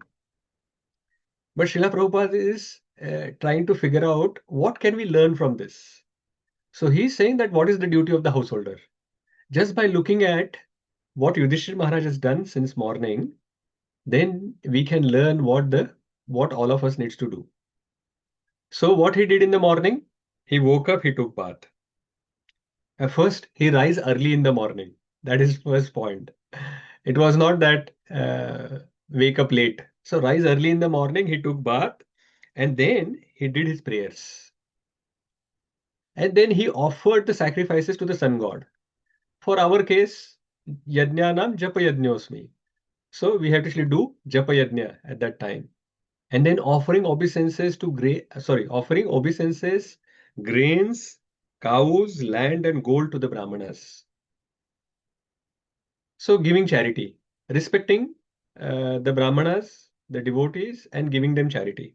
If you are able to do that, at least offer obeisances. If you cannot give other charity, at least offer respects to all the Vaishnavas. And then offering respects to the elderly every day. Yudhishthira Maharaj used to do. We can also offer respects to our elderlies in the house. But we are missing this culture currently. Respecting the elderly is not there. We have started calling our parents, your mother and father, with A and like you are calling a servant. And we we say that this is happening out of love. But that is not our culture. So this is what is mentioned that how Yudhishthira Maharaj used to do. So we can learn how the householders have to live our life. There is also another one which is coming related, another purport, but we will cover those points there. At the opposite of this culture, what is going on currently. Next verse. Yeah. Maharaj Yudhishthira, full of anxiety, turned to Sanjaya, who was sitting there, and said, "O Sanjay, where is our uncle, who is old and blind?" Hare Krishna, Prabhu. Yeah, thank you, Prabhuji. Sanjaya, who is a secretary or a personal assistant of Dhṛtarāṣṭra. So Yudhishthira Maharaj he did not find Gandhari, Vidura, Dhṛtarāṣṭra, no one was there. But in that place, he found Sanjay was sitting in anxiety, in a dejected mood. So he asked Sanjay that, where is our uncle? And where is Dhṛtarāṣṭra gone? And he is very concerned. Yudhishthira Maharaj is very concerned because of two reasons. Why? Because Dhṛtarāṣṭra is old and blind. Where can he go? And he's not, like you are also not gone with him. So how is he taken care of? Next verse. Vikas Prabhu, go ahead. Hare Krishna. Where is my well-wisher, Uncle Vidura, and Mother Gandhari, who is very afflicted due to all her sons' demise? My uncle Dhṛtarāṣṭra was also very mortified due to the death of all his sons and grandsons. Undoubtedly, I am very ungrateful. Did he, therefore, take my offenses very seriously and, along with his wife, drown himself in the Ganges? Yeah, now you know Yudhishthira's mood. He was already thinking that he is the cause of all this war. And he has received good instructions from Lord Shri Krishna. He has received good instructions from Bhishma Dev. And he was pacified, but still this point is still lingering into his mind. So he's saying, where is my uncle Vidura? Where is Gandhari gone? I am very, very ungrateful. Did they drown themselves in Ganges, taking the offenses seriously that I killed all of their sons? So here you can see that he is not considering any misdeeds done by Dhṛtarāṣṭra or Duryodhana. He is only remembering the good deeds done by him. But for himself, he is thinking that he has done something wrong, even when the so-called misdeed of killing all his brothers, these 100 brothers, was done in an unavoidable reasons. Like he tried to avoid the war completely for so long. But when the Duryodhana and Dhṛtarāṣṭra was not budging, then it was as part of his duty, he had to actually do this war.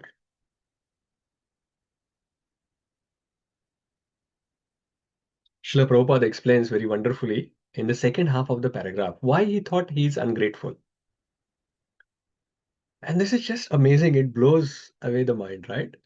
He's thinking that when I was fatherless, like Pandavas were fatherless, at that time, Maharaj Dhṛtarāṣṭra had given them all royal facilities to live. So he just gave them shelter. Dhṛtarāṣṭra, unwillingly, grudgingly, he gave shelter to the Pandavas when Pandu had died and the Pandavas were looked after by Dhṛtarāṣṭra. And during that course, he tried to kill them multiple times. But he is not remembering all of that. He's just remembering one thing. When we were fatherless, Maharaj Dhṛtarāṣṭra, my uncle, gave me shelter.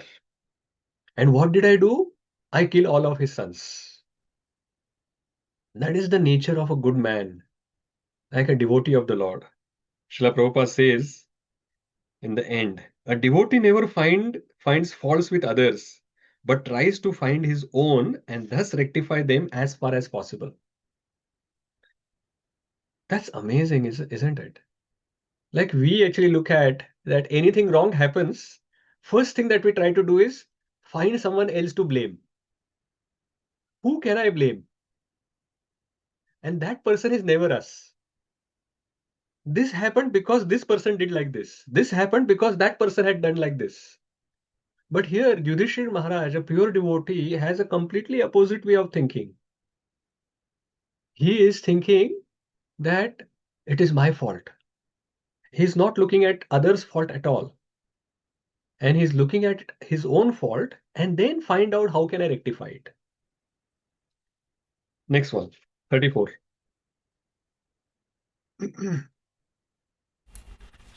When my father Pandu fell down and we were all small children, these two uncles gave us protection from all kinds of calamities. They were always our good well-wishers. Alas, where have they gone from here? Yes. So he's saying that when we lost our father, these two uncles protected us. Actually, only Vidura protected. Dhṛtarāṣṭra was the one why the protection was required from Vidura. But he is not remembering that. He is just remembering that they gave us some protection. So they are well-wishers. And where are they gone now? 35. Prabhuji, can we ask a question here? Can we hold on at just few verses and we will stop. And then at that point, we will have some time to for questions. Verse number 35. Who wants to? Okay, Vidushi Mataji, go ahead. Suta Goswami said, because of the compassion and mental agitation, Sanjaya, not having seen his own master Dhṛtarāṣṭra, was aggrieved and could not properly reply to Maharaja Yudhishthira. So Yudhishthira Maharaj is asking Sanjaya, but Sanjaya was himself in mental agitation. And Sanjaya was not able to respond at all. He had a lot of compassion in his heart for Dhṛtarāṣṭra, thinking that Dhṛtarāṣṭra, oh, how poor. He has lost all of his children, his wealth, his property, his kingdom, everything is lost. That's why compassion was there. And he was also in mental agitation. Why? Because he thought that Dhṛtarāṣṭra was frustrated and left because of that frustration. But Srila Prabhupada is explaining that he did not understand this Sanjaya because he was not party to that conversation between Vidura and Dhṛtarāṣṭra. So he did not understand that actually Dhṛtarāṣṭra left this palace in an enlightened way. He was enthusiastic and cheerful when he left. He was not frustrated. But Sanjay obviously did not know. 36th verse.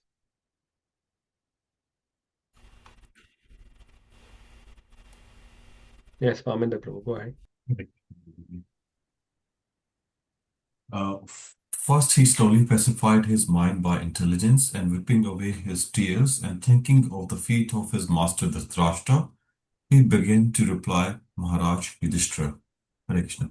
Yeah, so he slowly pacified his mind because mind and body both were completely disturbed for him. So he pacified his mind, he wiped his tears, and he just thought of the feet of his master, which is Dhṛtarāṣṭra, and he started replying to Yudhishthira Maharaj. And that's the next verse, 37. Bhagyeshwari Mataji, you want to? Sanjaya said, "My dear descendant of the Kuru dynasty, I have no information of the determination of your two uncles and Gandhari. O king, I have been cheated by those great souls." Yeah, so after this, what response Yudhishthira Maharaj is getting? He was hoping that at least Sanjaya would know where they are gone. But Sanjaya is saying, I don't know where they are gone. I don't know what they were thinking and where they have gone. And he's saying they have cheated me. Why he's saying he had cheated? Because he's the personal assistant. He was always with Dhṛtarāṣṭra. And Dhṛtarāṣṭra would tell everything to Sanjaya. But in this case, when he wanted to leave the house, as Vidura said, don't tell anyone. He did not even mention to Sanjaya. That is why he is saying that when this big decision he has taken, he did not tell me and he had cheated me. He did not mention to me. And Srila Prabhupada, in this purport, he says, how great souls always cheat. He's saying that great souls cheat others. May be astonishing to know, but it is a fact that great souls cheat others for a great cause. So they cheat not for their own personal benefit. They cheat for some great cause. And he gave various examples. Sanatan Goswami cheated the keeper of the prison. Raghunath Das Goswami also cheated the priest and left home for good to satisfy the Lord. And then he says that I also did the same. We also had the same opportunity to cheat the family members and leave home to engage in the service of Srimad Bhagavatam. So there is some cheating that is there, but that is for the great cause. Next verse. 38. Vikas Prabhu. While Sanjaya was thus speaking, Sri Narada, the powerful devotee of the Lord, appeared on the scene carrying his tambur. Maharaja Yudhishthira and his brothers received him properly by getting up from their seats and offering obeisances. Hare Krishna. Thank you, Prabhu. So when they were speaking like this, Yudhishthira also doesn't know where these three are gone. And Sanjay also doesn't know where they are gone. So if the news of what has happened does not reach them, then there will always be anxiety. Yudhishthira Maharaj will always keep blaming himself. So at that time, the savior has come. Narad Muni appeared there. I was listening to a lecture and it was mentioned that Narad Muni is like the Adi journalist. He is the main journalist, the original journalist who will actually note the news and pass on the news at the right appropriate point and place. But the only difference is the journalists now, their focus is how to create fear and they generally give only negative news. But Narad Muni is passing on the news. The purpose is that he always wants to increase the Krishna consciousness of those people. So Narad Muni came here where Sanjaya and Yudhishthira Maharaj is speaking, and he is actually now explained to Yudhishthira Maharaj what has happened. But interestingly, it is called in this verse, Narada is referred to as Bhagavan. So Srila Prabhupada explains in the first part of the purport that Devarshi Narada is described herein as Bhagavan due to his being the most confidential devotee of the Lord. So the devotees who are pure devotees, who are the confidential servants of the Lord, they are treated and respected as good as the Lord.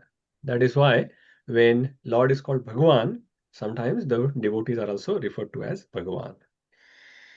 I think we can stop here. I wanted to cover another 2 verses, but that's fine. I think that is where the conversation between Yudhishthira and Narada starts. We'll just quickly see the heart of a devotee. And the heart of a devotee that I am referring to here is Yudhishthira Maharaj.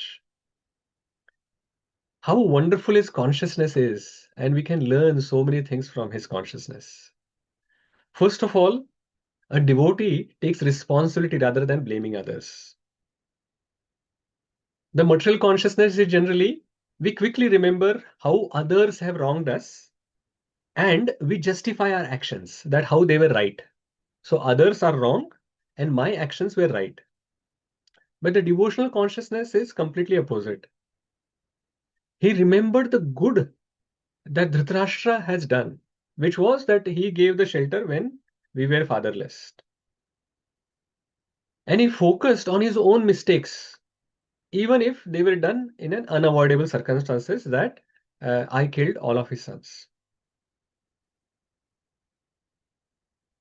So the lesson that we have is the devotee always looks at what is my responsibility here instead of who can I blame. So he takes the responsibility of the situation that they are in. The other thing is the devotee always remembers what good the other people have done. They are very, very grateful. A devotee is a grateful person. Yudhishthir at this point could have remembered that, oh, Dhṛtarāṣṭra poisoned, he put us in the house of lac and tried to burn us, he did this gambling match, he also did not say anything when Draupadi was getting disrobed, then he sent us to exile. All of these things he could have remembered, because Dhṛtarāṣṭra were part of all of these activities. But he did not remember them at that time. He said that my uncle gave shelter to me. And it is not that Yudhishthira Maharaj has forgotten all these activities that Dhṛtarāṣṭra has done. If you remember a few words before, when Vidura was welcomed, he listed all of these things. And he said that you protected us. So see this consciousness, the activities he remembers. But from those activities, he is not thinking that Dhṛtarāṣṭra is a bad person, he has done it. From those activities, what he remembers is Vidura is a good person and he has protected us. And when it comes to Dhṛtarāṣṭra, he remembers that Dhṛtarāṣṭra gave me the shelter when I needed it, when we were fatherless. So this gratitude at a completely different level. We can't even remember something really good, some good person has done in our life. But here, Yudhishthira Maharaj remembers good of a bad person. And a devotee is strict with himself, but gentle with others. Generally, we are the opposite. We are strict with others, but very, very gentle with ourselves. But the devotee, like the real devotees, are like this. They are strict with themselves, but very gentle with others. So they see one's own fault and then try to correct those. Any difficult situation or any problem in their life, they will start thinking, what could I have done better in this situation? What is Krishna trying to teach me? And when it comes for others, they are very gentle in even when passing the judgment about them. They always give benefit of doubt to others.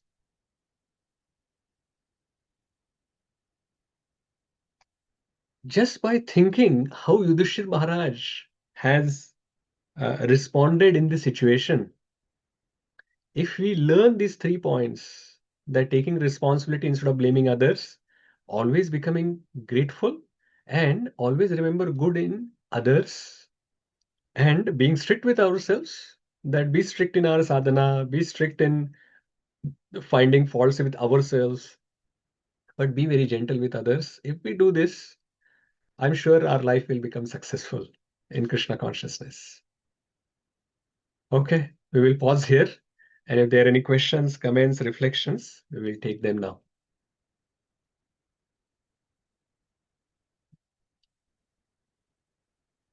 Shama Kumari Mataji.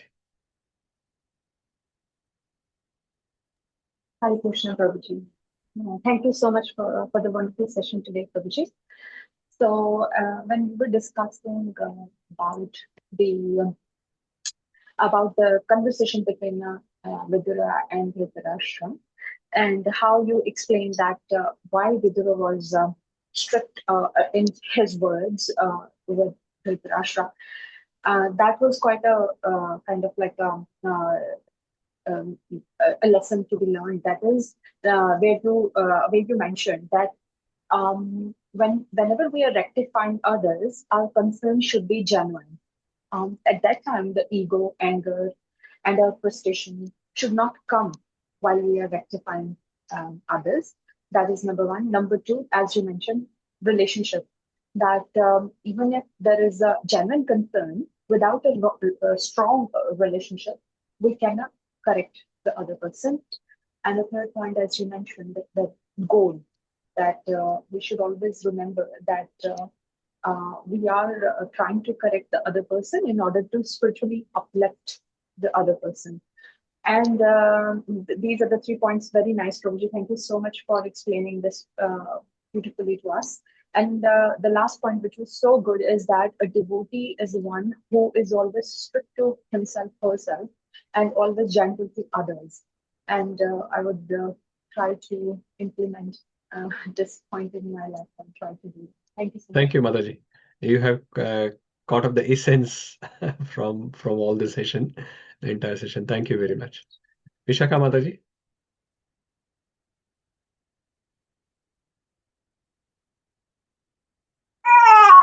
Hare Krishna Prabhuji. Sorry, Prabhuji. I have one comment, as you said very nicely, that devotees do not blame others but takes the responsibility. So I was just relating with I have heard that Chaitanya Charan Prabhuji from that when Sita was kidnapped, Ram and Lakshman both could have blamed each other, but they both didn't do so, and they started like they got involved in the solution and do not blame. And I have one question as well, Prabhuji. Can I ask now? Yeah, sure. Go ahead. Okay, so as we all know that death is unavoidable and that can come at any time, and everyone is so fearful of death, but we do not live life with that urgency. So why is that so, Prabhuji? Yeah, because of the other factor that is there, which is Maya. Maya actually has that potency. Maya has that potency by which she can cover us and give us the completely different projection. That just like in the movie, what happens is first the darkness comes. Like once the darkness comes around us, like the light is dimmed, then we don't see the reality. We can't see anyone outside. And then the projection of light happens on the screen, and we are just looking at that.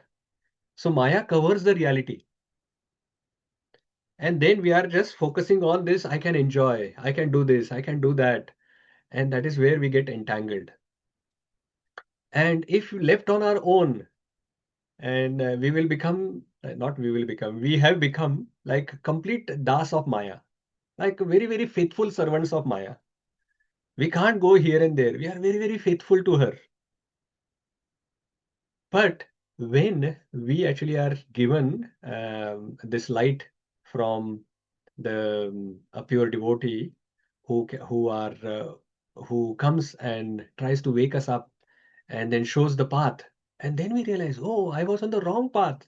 I was supposed to go in this direction. Somehow I was completely going in the opposite direction. Only then we will understand that what we were doing is something wrong. So first part of the answer is that if we do not know what we are doing is wrong, there is no way that we can actually correct ourselves. So first of all, we need to know what we have been doing and what others around us are doing is wrong. Only then we can take the right direction. That is the first part. Even after we understand that this is the right path, the death is approaching us anytime it can come and anything can happen. Still, we, like as a practicing devotees, sometimes do not become very serious. Is because of our, like the points that you had mentioned earlier, that the laziness, the ignorance, the tamogun that we have, that is there. And that is actually not allowing us to come out of this slumber. And even though we are practicing devotees, the effect of Maya on us is still there. Maya keeps on telling us every now and then, there is no rush, there is no hurry. Hurry is still far away. So let's just enjoy a little bit here, and then you can chant your rounds better next day. Today you are a little bit tired, something has happened. So yesterday there was a program at night, and because you slept late, and then some devotees came late at your home, and that they woke you up. So, and that is why you couldn't do this. That's fine. In the morning, you're feeling sleepy, but tomorrow will be a better day. You can chant your rounds tomorrow better. So Maya keeps convincing us that you can do better devotional service tomorrow instead of doing it today. And there is no urgency, there is no rush. There is still long life still pending for you, and definitely you will improve. And we fall for that. So Srila Prabhupada always used to say that he used to say to his disciples that the problem with you is that you don't take Maya very seriously. Maya is very, very potent because she is Daivi. Daivi Hesha Gunamai Mama Maya Duratyaya. She is Duratyaya. So we need to understand that Maya is Daivi and she is Duratyaya. And we can't listen to our mind, which is under the influence of the Maya currently, even though we are practicing devotees. Only the pure devotee's mind is not under the control of Maya. That is under control of Krishna. So if we keep listening to Maya, then we will remain slack. We will always think that tomorrow is a day when I can do better, and that tomorrow never comes. And that is why we remain slack. But these things where Viduras, when they come into our life, they say that, hey, tomorrow is not there. You have to do it immediately. Now is the time. So if you want to become serious in Krishna consciousness, sincere in Krishna consciousness, now is the time. Not tomorrow, not after 2 hours, no, not after like next year. So once we know that, then we will become this sincere and serious, and that urgency will come into our life. Otherwise, this life will also be gone, and we will be into the next life somehow or the other, which we want to avoid. Okay. Thank you, Prabhuji. Very truly said. Yeah, there may be many other factors, points, but this is what is coming to my mind at this point. Okay. Thank you. Lochana Harini Mataji. Hare Krishna, Prabhuji, Dandavat Pranam. Wonderful session. So many things to churn my brain, actually. I've got 3 questions and 1 reflection. How would you like me to present it to you, Prabhuji? Any sequence, Mataji, as you wish. Okay, Prabhuji. I'll go with my reflection first. Okay. So I love the way you describe the heart of a devotee. The first point, a devotee takes responsibility rather than blaming others. Well, I won't call it that I'm being a devotee, I do that, but maybe because of some past lives anarthas, Prabhuji, I was in a state of mind where everything wrong happens around me. I used to blame it on myself. When I entered the movement, I mean the association of JOST in 2022, I was at the peak of that mindset, right? I had come out of a very toxic situation. I was blaming myself for all that. But somehow, again, thanks to you and Mataji and all the association, that tendency still stays with me. But I've learned to move on because initially I used to think I'm the doer. I am the one who is actually behind all these, wrong things and whatever is happening unpleasant in my life, I'm the doer. But that tendency is there, but it's easy to move on and you blame it to Krishna, Krishna, you made me do it, or something like that. So thank you so much for covering this wonderful point. There are 3 questions. The first question is around fear of death. So how, Prabhuji, a practicing devotee like us, can reduce the fear of death merely by practicing devotional service? Mm-hmm. Okay, before I go to your question, your reflection, so we are not actually recommending that anything that happens in the world, for example, the war is happening between Iran and US, we should blame ourselves for it. Because if we actually, anything that is happening around us, if we keep blaming ourselves, then we will go into that negative spiral and we will be in depression. So that is not the purpose here. Like Yudhishthira Maharaj as well, he was in that negative spiral. And that is why Krishna took him to Bhishma Dev to bring him out of it by telling him that this is all the will of the Supreme Lord. And because it was all the will of the Supreme Lord, the will, as per that will, he wanted you to be the king. So now you do your duty as a king. Don't blame yourself for that.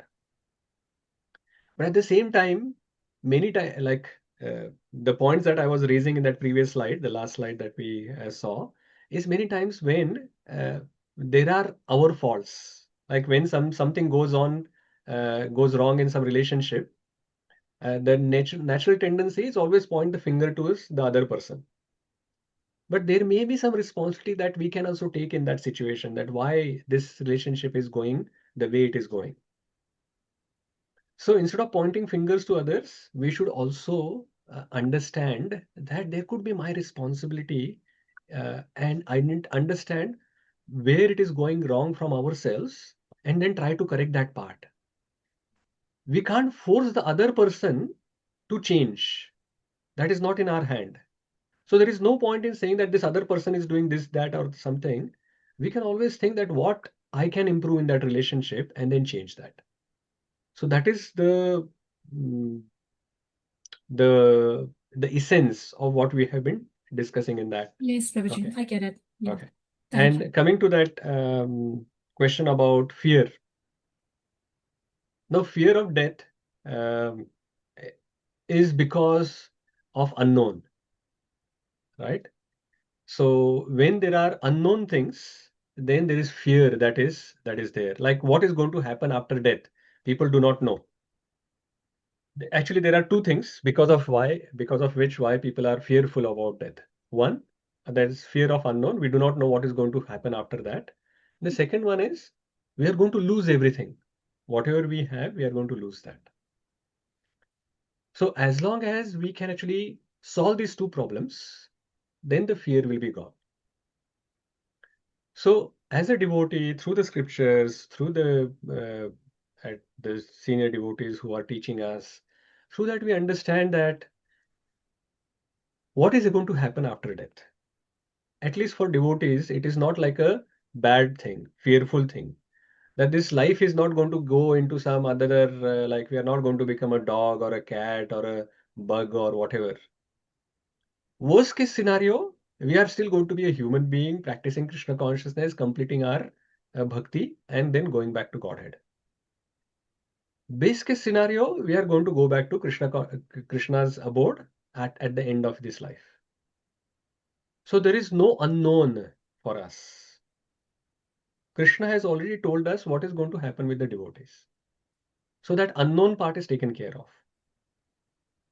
The second problem is that we are going to lose everything. But when we understand that these material things are temporary and they are not going to give us happiness, the most important part for us is the spiritual progress that we are making. We are spirit soul, and anything spiritual that we do is the real wealth that we have. When we understand that part, then we will not care so much about the lower taste. Krishna says that in Bhagavad Gita, the higher taste once we get, then we do not worry about something which is lower in nature. So once we understand that we are gaining spiritual wealth, then we will not worry about the material wealth that we are leaving behind. So the fear of losing all of that will not be there once we understand what wealth we are going to carry forward. So both the points will be solved like this. At least at the intellectual level, we can actually understand that this fear of unknown is there in the death, which we can remove by understanding that, oh, there is something good waiting for us. Krishna is a loving father. He is waiting for us in the spiritual world. So why worry? When we leave from here, we are going to see Krishna face to face. Second, we are going to leave all this material wealth, our property, bank balance, relatives and whatever. But we will go to Goloka and there is so much wealth there. There are Chintamanis everywhere. So once we understand all of that, at least the intellectual level, then the fear of death goes away. And then we become ready for, okay, death is just a milestone to, it is actually a good activity for, or a good point where we actually go to meet Krishna. So intellectually that can happen. Realizations will come later.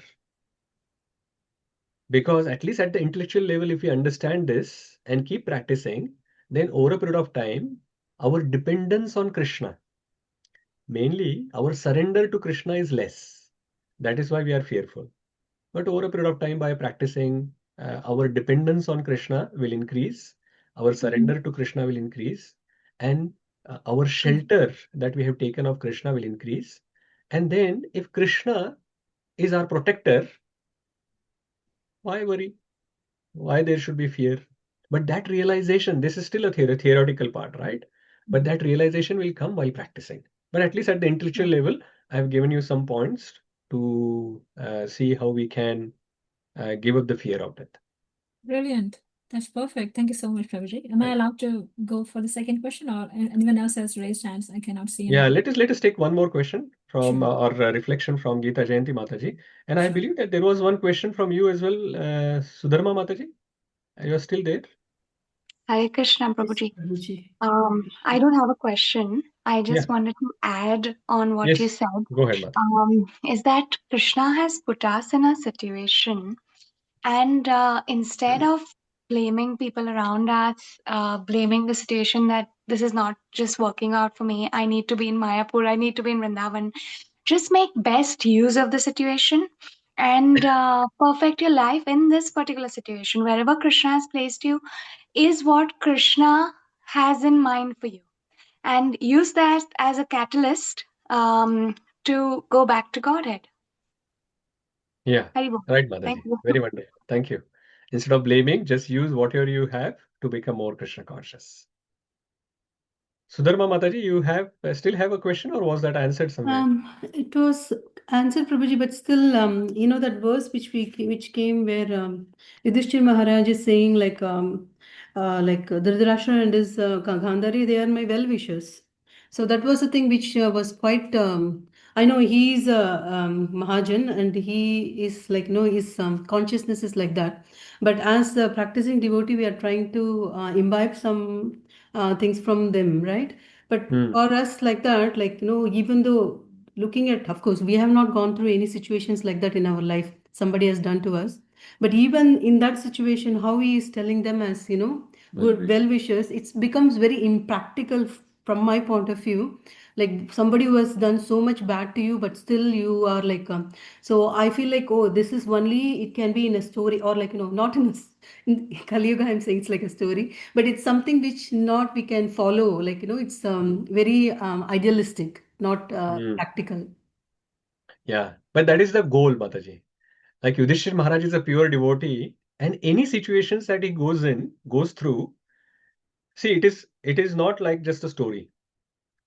Any situation that you go through, what we actually do is we catch samskaras from that situation. Over a period of time, after 10-15 years, we may actually forget what has exactly happened. But we remember, oh, this person is a bad person. I want to keep away from that person. Because that samskara, that impression that we have captured from a particular situation, and that we have stored. The details may be gone. Now, a devotee, a pure devotee especially, what samskaras he is actually impressions that he is catching is differentiating them from all of us. When he is going through the situation, why he is called Ajat Shatru, by the way? Because he doesn't have envy. He doesn't remember any bad things other people are doing. And he doesn't take anyone as his enemy. Even if the others are treating him as enemy, he doesn't become enemy of his enemy. So when he is going through the situations, what impressions he has captured? When he was fatherless, he has captured, oh, Dhṛtarāṣṭra has given me something good. So he always captures only the essence of the good thing. When he was going through these difficult situations, which Dhṛtarāṣṭra has done, he ignored that part. He captured, Vidura has saved me. Vidura is my protector. So Yudhishthir is like that bee and honeybee example that we have said many times. He is that honeybee. The bees will not understand what honeybee is doing. So unfortunately, our hearts are like that bee. where we will actually capture all these negative impressions when we are going through the situations. But the honeybee is not like that. Honeybee is just ignore all this bad stuff. He will just go and take the essence, the honey from that. But that is possible.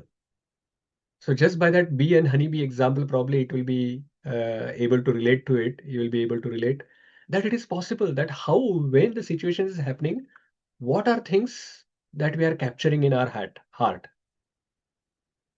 If you are like a Yudhishthir Maharaj, you will just forget all the bad things which are happening and just capture the essence, which is this person has done this good for me. And that is how he will be able to do that. And how to see the goodness in people who have not done any good to us, Prabhuji? Actually, this is again a problem that we are not able to see something good that they have done.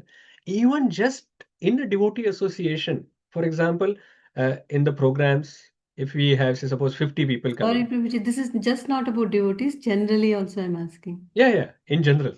So, okay, I will give the example of devotees so that it is relevant. So, 50 people coming into programs, and we only know, say, 10 of them properly, and we are not interacting. We know 20 little bit here, and 20 we do not know at all. And we are thinking that these 20 haven't done anything to us. Any good, nothing good they have done to us. But that is not true. The truth is that just by they being part of the program, they are creating the culture in the society of Krishna consciousness. And directly, if not directly, indirectly, they are helping us to remain Krishna conscious in this society, which is completely opposite.